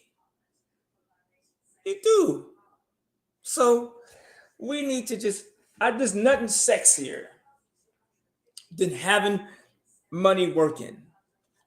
Like, we always talk about life insurance, which is why another reason why the black community is so poor. We don't have no damn life insurance. My girl Erica, she's Mexican, y'all. Sorry, I apologize for she's not black, but Your friend. no, she's my homegirl. Like, we work together in finance. She's one of the coolest people you ever meet. Beautiful, gorgeous, down to earth, like just chill. Me and her were talking, and we're doing a show next week on how to make life insurance attractive to minorities. So this is me and her talking about how to make life insurance attractive for Mexican and black people. And so we're just going round and round. And, I was telling about my policy with AIG, which is not black, y'all. I apologize. Right? AIG is huge conglomerate. You remember them from the 2008 debacle. And so I said, I've been putting $1,000 a month in this policy for years. And it said one day I was just thinking, okay, where I need, I want to put my hands on some money. So I said, I borrowed money from my AIG policy. They charged me 3%. Right? You guys can all do this. Those who have cash value insurance, the right company. If not, I can hook you up with somebody that can get it to you. So I pulled money out. And so they said, we're going to charge you 3% interest. So the money you pull out is going to stay in the life insurance and still grow at 8, 9, 10, 12, 6, whatever it's doing. But we're just going to loan you money against your money and charge you 3. So I took all that money and I put in a stock market portfolio, the stock options. That money tripled almost. So I made 300%. They charged me 3. You see what I'm saying? All I did was move money from AIG and move it to E-Trade, and push some buttons and buy some stock options, and it went boom, boom, boom, boom, boom. So I give them, do you know how many hundreds of years it will take for them to charge me what I made on that money? They'll never catch up. And black people, all people, you can do this. This is shit. Hey man, listen, what up? I'm thinking about pulling money from my life insurance. Where should I put it? That's it. So stuff like that you can do. It doesn't matter what color you are. That's why, like, you see my TV's on Bloomberg. It's on Bloomberg 24 hours. I fall asleep with Bloomberg. I wake up, and that's is Michael Bloomberg, another white dude. I apologize again. I would love to watch a black stock market channel. How cool would that be? Turn on TV and see a bunch of brothers, and they're on CNBC and Bloomberg, but see a bunch of brothers dropping stock knowledge. That would be hot. You know why they ain't? Because black people don't want to hear it. I guarantee you, we start focusing on our money, there would be a black stock market channel. That's it. So We do that. You have life insurance. You have stock options. You have your car. Everybody on here probably got a car. Like I told my sister, get the car of your dreams. She said her G-Wagon. I was like, okay, well, maybe sleep less. You know what I'm saying? But here's how you get a G-Wagon. I'll tell you how to get it. Here's how you get a Mercedes G-Wagon if you want it. First of all, the Mercedes G-Wagon, by the way, which is German, just I'll warn you, right? The Mercedes G-Wagon, a 2004, 2010, 11, 12, 13, you have to be a gold digger, earn your leisure for sure. You have to be a gold digger to almost notice the difference. So you can get into a G-Wagon for like 40 grand, right? The how I buy them anyways. So your G-Wagon's 40, right? The bank will give you 60,000 bucks against that G-Wagon. So you got your G-Wagon. Now you're making a payment on 60 grand, but you got your G-Wagon. But that $20,000, you take that 20,000 and you go out and you buy one house, put it on Airbnb so that money pays your mortgage and goes toward the G-Wagon. You put the shitty car you driving on Turo and let Turo roll your car that's paid off. So every dollar you make from Turo goes from that car that's paid off towards your G-Wagon. And then you bought the house, right? So you put, let's say you spent $10,000 down and buying furniture. You still have 10 grand left. What do you do with that? You go out and buy two little cars. You can buy the Ford Mustang, was popping on Turo. Get you one of those, or you get you two little Fiats, or like 5 grand at the auto auction. So you get you two little Fiats, plus you got your shitty car. You got 3 cars on Turo making you money. So those 3 cars on Turo are paying the car notes on the 2, sending you cash. You get money from your Airbnb plus your job. So now you got money and your G-Wagon is paid for. This is how you see people on social media driving these G-Wagons and these Ferraris. Just like I told you. My Range Rover is on my dream board. I actually own that one. My payment's $700 a month from Capital One because I went through Navy Federal and then Capital One reduced my rate. That car rents out for $200 a day on Turo. So how long does it take for me to recoup my $700 on Turo? Actually, I end up with $150 because Turo takes 25%. So what's it take me? 4.5 days to get my whole Range Rover paid for. So I have a Range Rover sitting in my garage. I don't even pay for it. It's free. My household has that Range Rover for free. We don't pay shit on that Range Rover. It's free. And my neighbors are like, damn. I'm like, no, it's Turo, homeboy. What's the gas prices like? What's the gas prices like in California? They've come down during the force. Okay, because when I come down there for Christmas, I'm gonna need to get that Range Rover for just a little bit. Yeah. Turo has a button for family discount, I think. $3.99. Part is I don't even drive the Range. I haven't driven the Range Rover in 2 weeks. It's been sitting in my garage because I took it off Turo to do some shit to it. I haven't touched the Range Rover. It's sitting in there. I drive my Audi. But the point I'm making is you can pay for these things, all these things with credit. And that's it. Like, you've been to the lake house. Everybody told me not to buy. You know the sad part is? All my black friends were like, oh, no, that's dangerous. Don't buy a house in the hood, the sticks of Texas. Everybody told me. It's Turo, Turo. You can go there right now. They have commercials. Turo's blowing up. They're whooping the hell out of the rental car industry. Because on Turo, let's say you want to rent a car and it's $40 a day. They charge you $40 plus their little fee. So you're not giving Turo $250. Like when you rent a car, they want you to have a credit card and put down this big deposit. If the rental car is $50 on Turo or $40, you pay the 40 plus a little fee. You need it for one day, you're out of pocket $50-$60. You know what I'm saying? Green energy stocks, I don't really follow. I follow green money stocks. The problem with the green energy stocks is so much corruption right now in the green energy space with Joe Biden and his inflation bill and everything that went down with Obama and Solyndra. It's just them giving money to each other.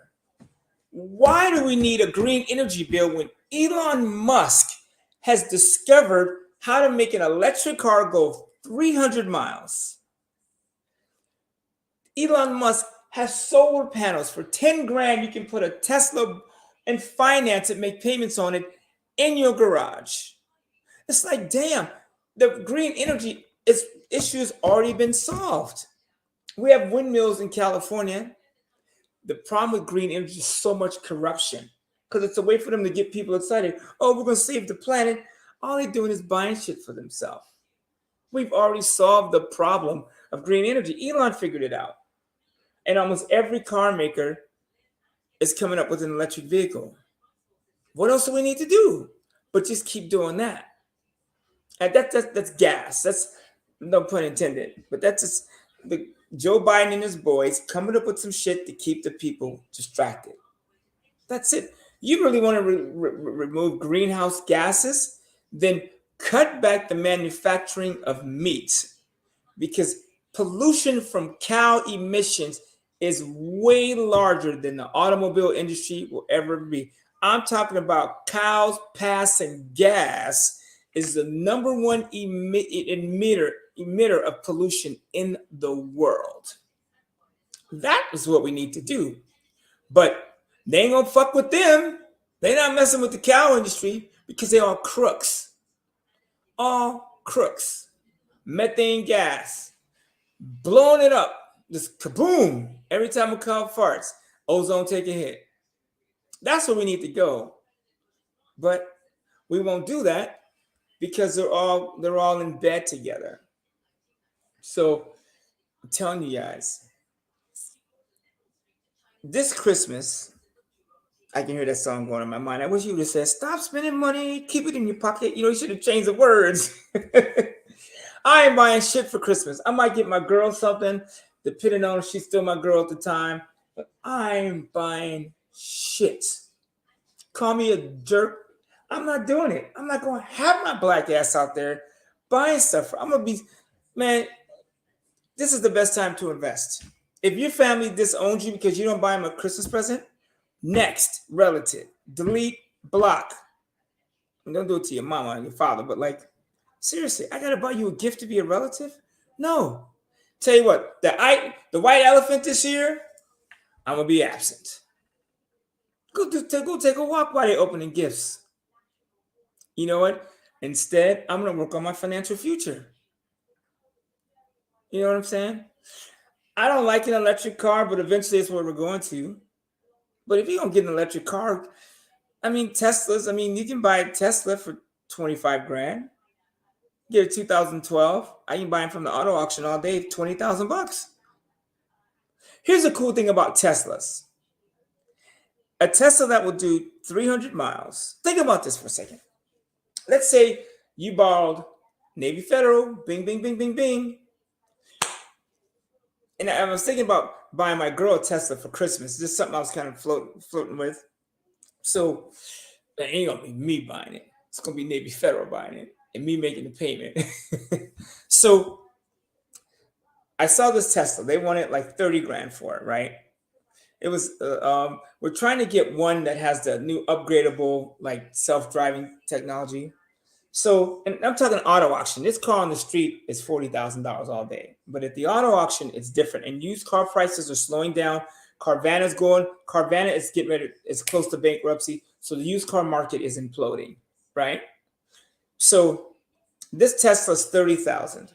Navy Federal will give me $50,000 to buy my girlfriend a Tesla. You understand what I'm saying? So then I take the $20,000 and I flip that $20,000, and all I got to do is make $600 a month. $700 depending on my rate. Let's just say it's $800 depending on my credit. All I got to do is make $800 a month to pay for her Tesla and finance my 20 grand. So I take the 20 grand. I go out and buy a couple cars, 10,000 each. They're worth 15. I sell them for 13. I sell them for 12. I drop the price. I still make 4 grand that month. I give Navy Federal 800. I keep 3,200, and my girl's got a Tesla in the garage, and I got 3,200 in my pocket. No money out of pocket. My girlfriend gets a Tesla. We can all do that. All you need is decent credit. What I just told you what to do, no money out of my pocket. Fellas, go out. Fellas, go do this. Go and get your girl a car this year. Not for Christmas. Do it for Kwanzaa or something, but don't do it for Christmas. Just do it for the holidays. Get your girl a nice car. And do what I told you. And see how your relationship change. So every time she get in the car, she gotta think about you. Oh, my man got this for me. Did you see the comments on breaks? Yeah, so you're talking about Brazil. I don't follow those at the moment because I don't buy stocks that way. I buy stock options of companies that I'm familiar with. So like, I'm not familiar with the BRICS. I mean, the good thing about, if we're going to say something good about the BRICS, is the emerging markets tend to do better when the market rebounds. You understand what I'm saying? Because in Brazil, they're not out blowing all their money like we do in America. You know, it's different. Russia, China, they don't do like we do here. They're savers there. You go to Colombia, Brazil, those people have money saved. They got money in the bank. They don't work like we do. So, no, I don't do. My son does my taxes. I'm like Kanye. I ain't seen my taxes in years. My son does her tax. He don't like doing it, but he'll do it for family. No, I don't do my taxes. Somebody else does them. So that's what you do. That's how you do it right there. If you want to get, so if you're gonna buy a present for somebody, do it that way. Get you something and get them something at the same time. Right? Climate change, I mean, the military ain't going nowhere, so we can move that to the side, right? The military ain't gonna stop. They do admit a lot, but I'm telling you, it's them cows. And here's the crazy part, you guys. You know how we serve world hunger, and hunger in the US is we eat less. I have not eaten in 12 days. Tomorrow will be day 13. So I had a piece of meat, cheese. I have not eaten a thing in 13 days.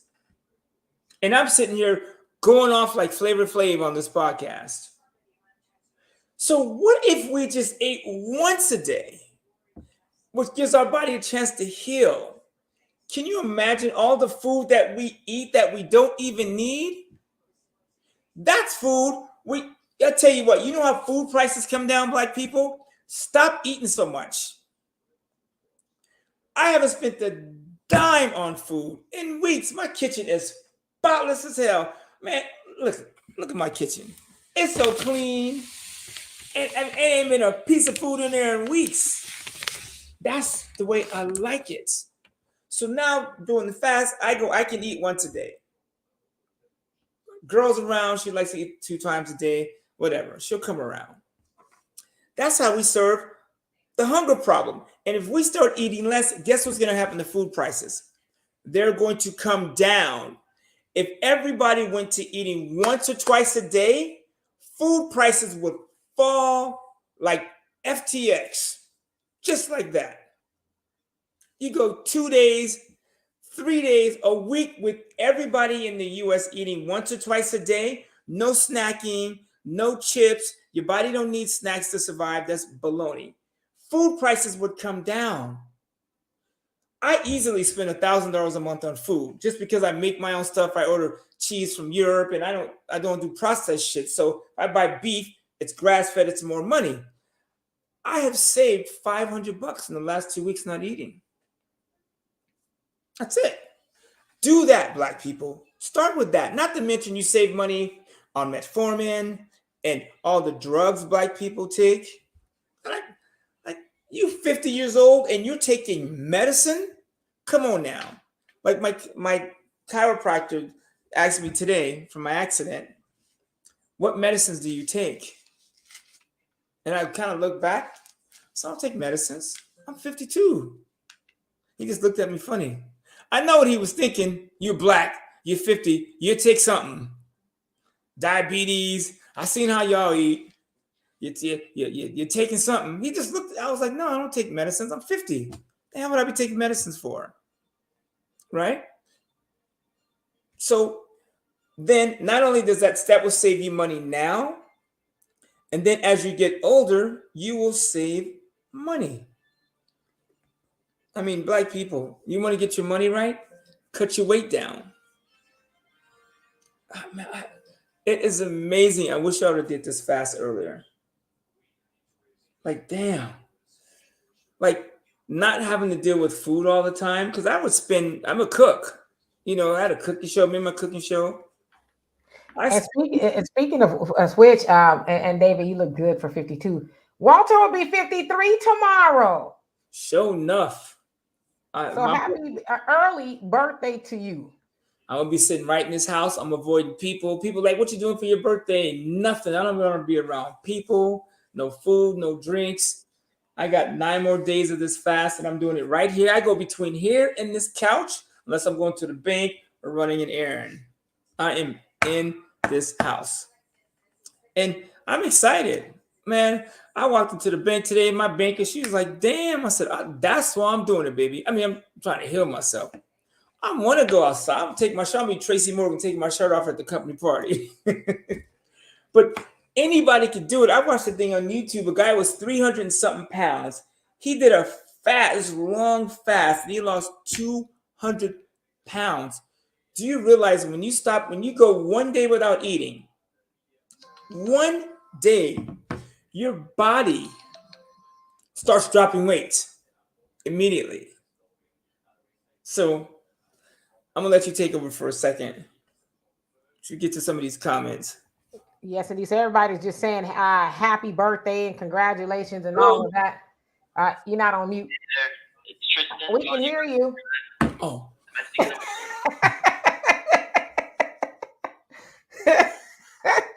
Yeah, so yeah, y'all want to know what's crazy is 53 is very young, right? 53 is very young, but unfortunately, we're not seeing. Well, I don't want to say a lot, but we are seeing quite a few of our dear black men not making it, to the 50s and things like that, especially when we've seen a lot of like rappers and things like that, unfortunately, have passed away early due to different diseases and things like that. And so I guess it's a blessing to be 53. They used to say it was a blessing to be, 80, 90 or, whatever. But I think we should make the goal more or less to see if we can live as long as possible. And he is right. Let me block this person, some sexy stuff. We ain't with that. Not today anyway. As far as eating all the time, I too do intermittent fasting where I eat at a certain time of day. And I tend to just eat one time a day, once instead of in the morning and at lunch and then at night. I tend to eat around the same time, and I feel good. And the message, not the message to Black Man America, but How to Eat to Live by the messenger, Honorable Elijah Muhammad, is 2 volumes. And they talk about eating once a day. And the ultimate goal is going every 3 days to eat, because the premise is you wear out your stomach eating all day. Like you eat breakfast, and then 2-3 hours later, it's like, what am I having for lunch? And your stomach is like, wait a minute, damn it. I ain't even processed what you just gave me a couple of hours ago. So we're constantly making our stomach do the work, right? And so our stomach is kind of the epicenter of our body. It disperses everything that we need, to our body. And so if our stomach is constantly working, then the blood stays there. It doesn't flow to our body. And so then we cause ourselves a lot of issues. And so a lot of people say, oh, I can't eat once a day. It'd be too hard to do. It's like, just try it. Just try it and see. And then you'll get to the point, it's like, maybe I'll entertain not eating, on Mondays, and then I'll pick it up on Tuesdays or whatever. But we don't need to eat as much as they say we need to eat. Then you think about the food industries, or who are they connected to? The medical industry, and they're all connected, right? So they're not going to say, you know what, you go to the doctor, they're not going to say, you know what, yeah, you don't need to eat every day. You don't need to eat every day, because if they tell you that, then you ain't going to need the medicines as much, because you're not going to be suffering with all the illnesses that you do when you eat a lot. They're not going to tell you that. They'll tell you to eat a balanced diet, but they're not going to say it's not going to hurt you if you don't eat every day. So, matter of fact, when you go to bed, when you eat the day before, you go to bed. When you wake up, your body has all that energy to go get going. So when you eat breakfast, what you do is you stop your body that's living on using the fats and that energy to get you going in the day. You've stopped that. So it goes, okay, they don't need us. Keep the fat. And then your body burns energy from the stuff that you're putting in it. Breakfast is not for the morning. It is a marketing ploy to get Americans and the planet to eat. Now, if you're going to eat breakfast, but then skip lunch. You know what I'm saying? You need dinner. Because every time you eat, your insulin shows up. Your insulin spike, your glucose goes up. So now what's happening is every time your insulin shows up, it's working. So if you're eating 3 meals and eating chips and snacks, and every time you snack, you walk by, you grab a cookie from the desk, your insulin's going up. And so that's why and one day your insulin says, I quit. I'm tired of this shit. And then now you got shots. Cut the sugar out. There's some sugars you can't avoid based on what you eat. But like added sugar, no. I just threw out, I threw out so much food in my closet. And my girlfriend is Filipino, so their diet is almost as bad, it's worse than ours, actually. They'll take a whole pig, drop it in the ground, and eat it from the rooter to the tutor. It's called lechon. I walk right past that pig like it's got an illness, and it probably does. I threw a bunch of shit away. This, that, jellies, everything added sugar.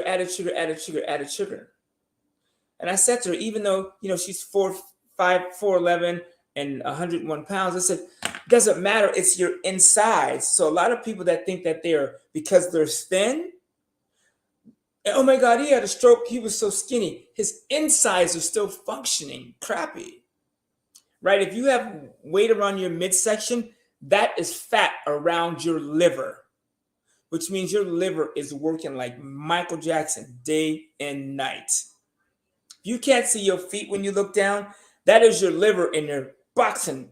Imagine this. Imagine like for the next week, you have to do this continuously for 24 hours. You got to box. You can't stop for 24 hours. Like right now, it's just taking no energy from me. But come in about 15 minutes, I'm going to be tired as hell. That is what your liver is doing. And that is what your heart is doing. So the heart goes boom, boom. It beats. But because of all the fat around you and the blood vessels just squeeze like somebody that pissed off Ike Turner, just squeezed up. What's happening is your blood vessels are so damn tight, the blood is fighting to get through it. So between that and the fat around your liver and your heart are working too hard. And then sooner or later, they give up. So by fasting, you guys, promise you, do it like this. Start with the 12-12. Eat at 8 o'clock, eat at 8 in the morning. That's 12 hours. That's considered a fast. Then eat at 8 o'clock and then go the next day and you eat that's 12. So then you go at 8 o'clock at night and eat at 12, which is lunchtime. That's a 16-hour fast. 16 hours. That's considered, and you can do, then you eat in an 8-hour period. That is standard intermittent fasting. People have lost a ton of weight just doing that. Eat at 8, eat again at 12. Then what you do is what I started doing, I started eating early. I started eating at 6 and then eating the next day at 12 and then 2. Then I started eating dinner, eating at 5. And then I would say, okay, I'm going to go the next day. And before you know it, I ate dinner at 5, but I went to bed at 9. That's the trick. Go to bed before you get, snacky. And then I went 24 hours. Let me see if I can do 25. Right? And then depending on when my girl gets home, I will eat later. And so then I went 36 hours. I'm going to eat earlier. I'm going to try and eat at 2 or 3. And then I'm going to try and go past 2. And then I'm going to try and skip the night and then eat in the morning. And it was 36 hours. And then I ended up going 2 days. I'll tell you the real story how I started my fast. I went out to dinner with a friend. We had bone marrow, steak, butter cake, which I rarely eat desserts. I had 2 glasses of wine and an old fashioned and bread with salt on it. That is out of my character. But I just was going all out with my friends, even dinner. And I woke up at midnight and everything I ate was on the floor. Just I couldn't even get up. That's how at much pain my stomach was. And I was like, you dummy. First of all, you spent $200 yesterday and it's all on the floor. That's when I started my fast. I haven't eaten since that moment. That was the universe saying, it's time to start your fast, brother man. And you dummy, why would you eat why would you eat cake? Like you eat, they call it butter cake, which means it's doused with sugar and it's got butter in it. And it's just sitting there. The butter's just on top. And you cut it and it's got cream icing in the middle. I want to throw up thinking about it. So that's when I started my fast. You know what I'm doing moving forward? And I was kind of already doing it. Is I like kale chips. I love Ruffles potato chips, but they have 40 ingredients in it that you can't eat. So now what I do, and I'm talking future tense and past, is I take a bunch of kale, lay it out, sprinkle sea salt on it, put it in the oven, pull it out, and I sprinkle a little olive oil on it, and that's how I replace potato chips. You can, instead of rice, like you should not be eating rice unless you're going to put vinegar on it. No sugar, just vinegar. You can take a thing of cauliflower and you grate it and you can make cauliflower rice like that. You can put turmeric on it, put smoked paprika. I hook it up. You know what I'm saying? It goes down. And so you can season it. You know what I'm saying? And then you have that and the kale chips. And sometimes that's what I would eat for dinner. And it's next to no calories, no sugar, all vegetables, and you could eat it. So that's just a tip. I mean, I'm telling you, even if you lose, back to the fast. So if you can go after day 2, hunger goes away, 100%. Day 2, because what happens is when you eat, your body's living on that energy. So the fat keeps getting stored and keeps getting stored. That's why you can work out like crazy, but still not lose a pound.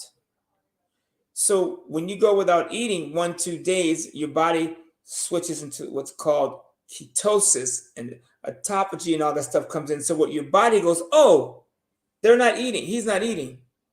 We're going to take the fuel. So your body switches its fuel source and it starts taking the fuel source from your fat, which is how you lose weight during a fast. Because your body, like you realize when you breathe, you don't lose weight from urine or from defecation. You lose weight from breathing and from your skin. That's why people that work out a lot and that aren't eating like crap lose weights, assuming they're not killing it with diet. So even sitting on the couch, breathing through your nose, out your mouth, you're burning fat. Remember the white lady who had the videotape losing weight breathing? That's it. You lose fat through your oxygen, breathing out and through your skin. So if you just control your breathing and let your body switch to a fuel source, like right now I have zero hunger. My neighbor, my Chinese neighbors, they getting down over there. I don't know what they're cooking, but I got to shut my window. It smells amazing. But since I don't have hunger, I'm enjoying the smell. I'm not wanting to go over there with chopsticks and have dinner. Right? So cut rice out. Quinoa is good for you to a degree. Still a grain, you have to be careful. Chickpeas, I understand, are really good for you. If you're going to do rice, put vinegar on it. That will cut the glucose and insulin rise by 50%. So keep doing that stuff. I mean, we can talk more about this along with the money. And by the way, you know how much it costs to do a fast? Nothing. Kimberly, thank you so much. You say, Demetra and Walter, both of you, skin is on fleek. That means it looks good, Walter. You know, Walter a little green sometimes. It looks good, as they say, looking beautiful. I'd say that a lot of that is attributed to our genes. Our mother, she has gone on now, but she had very good skin and looked a lot younger than she was. So, yeah, Walter and I are in our 50s.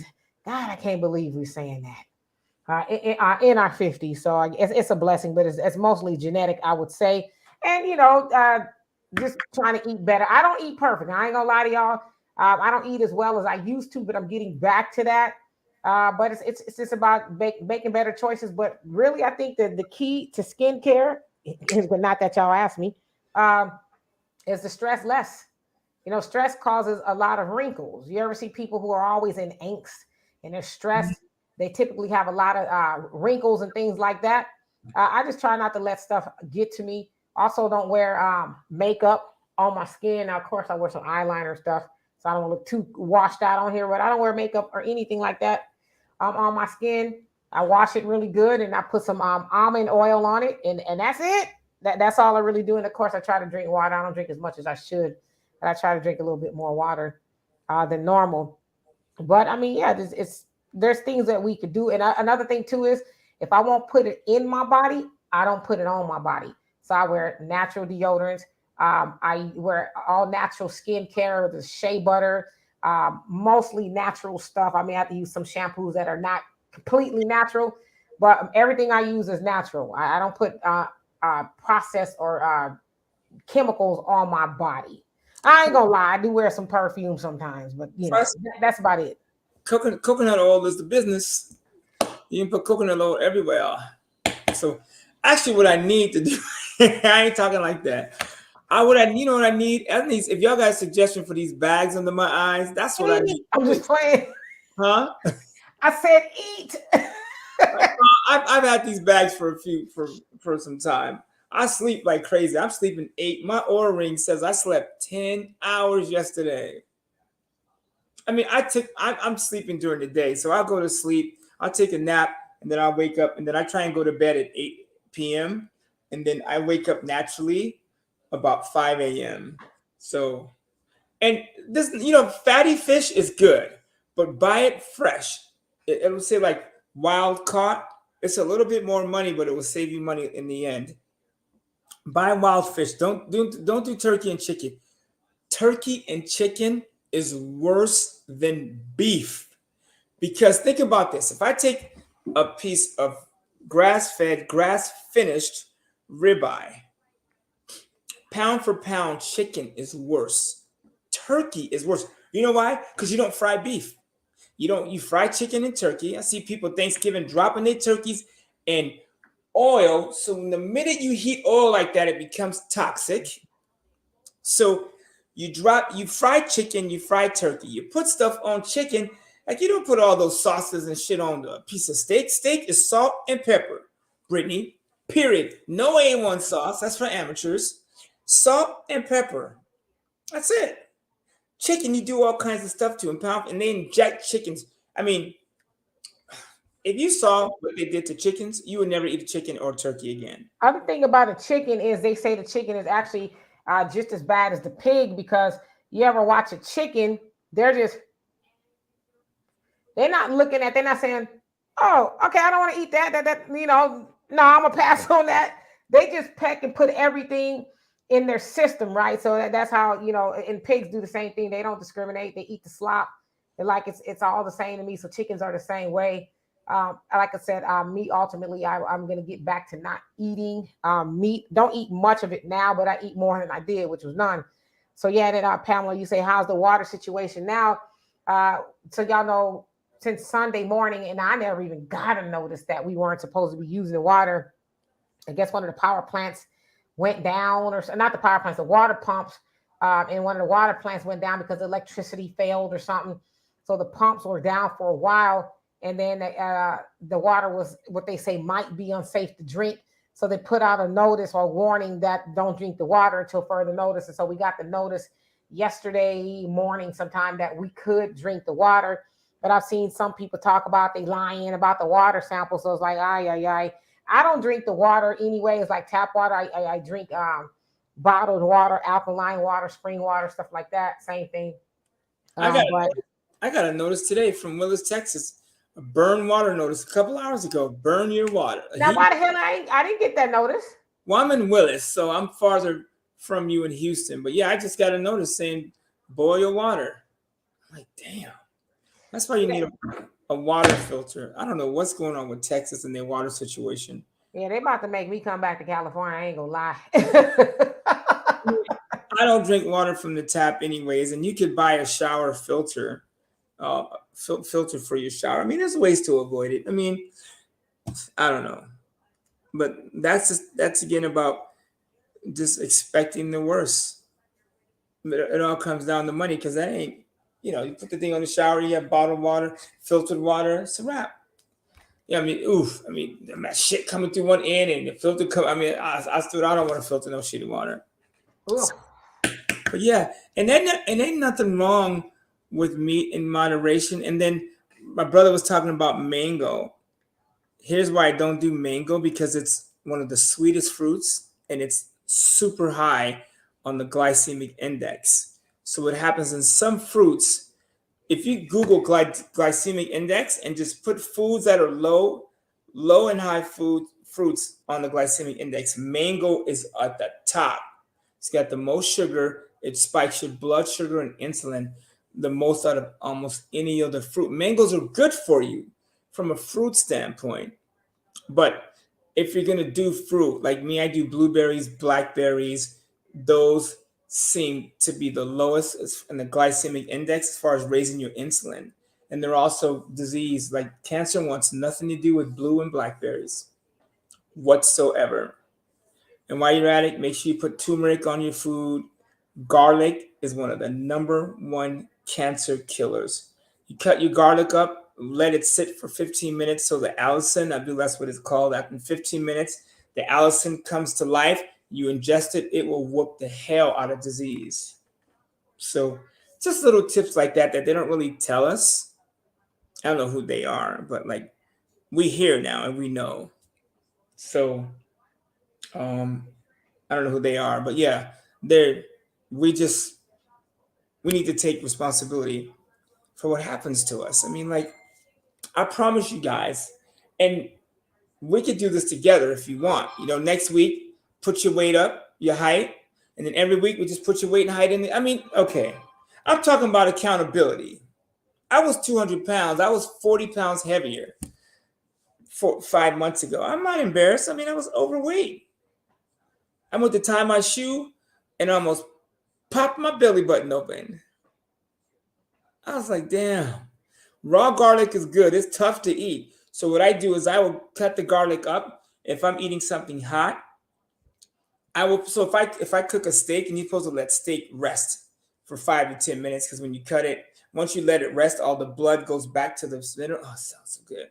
So what I'll do is I'll take my garlic after it's been smashed for 15 minutes and put it on and let it heat just a tiny bit, or I'll mix it with the salad, or I'll blend it up, or I'll mix it if I do like cauliflower mashed potatoes. I'll put the garlic in it.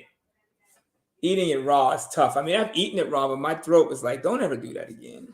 My daughter gave me some raw garlic, and she was like, "Oh, here, this is what we got to start doing this every day." When I tell you that I did the Tasmanian devil all over the living room, I fell out on the couch, rolling around. I said, "Never, ever again will I eat raw garlic," and I never have. I was like, "You got me messed up." No, mix it in your salad. I take jalapeno, bell peppers, garlic, avocados.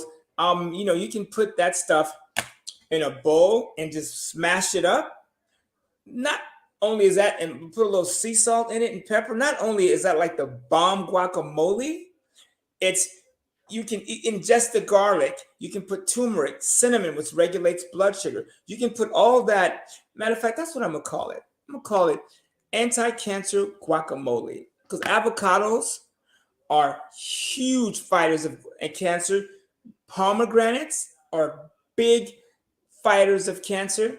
You can put all that in a guacamole, and you can put the garlic in there, and then you take your kale chips and you dip in the guac. Oh, I cannot wait to eat again. It's going down.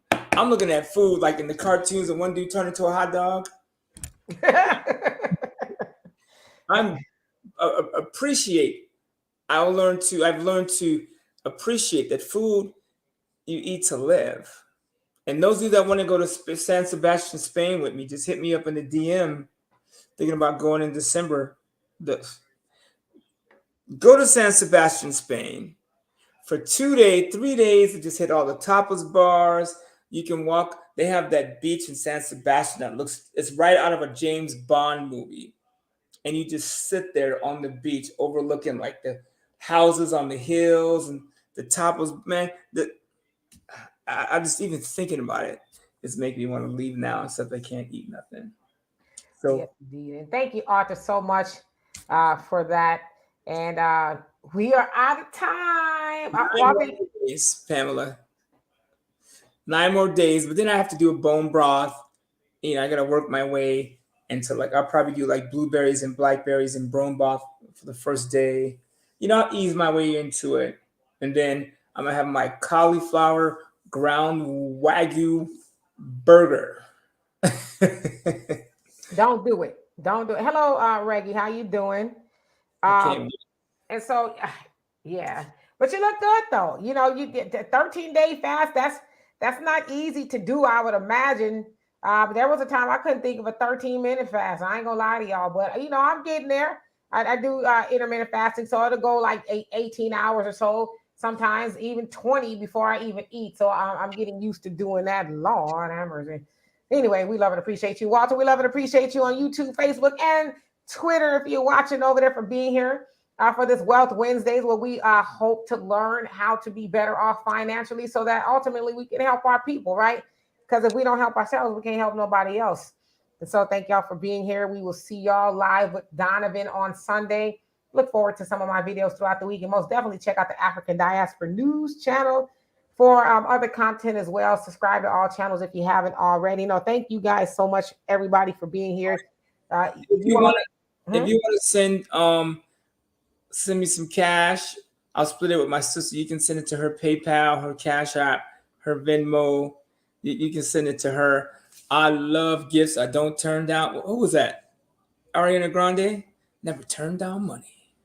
oh, is that what you said? Okay. I think it was her shit. I don't know.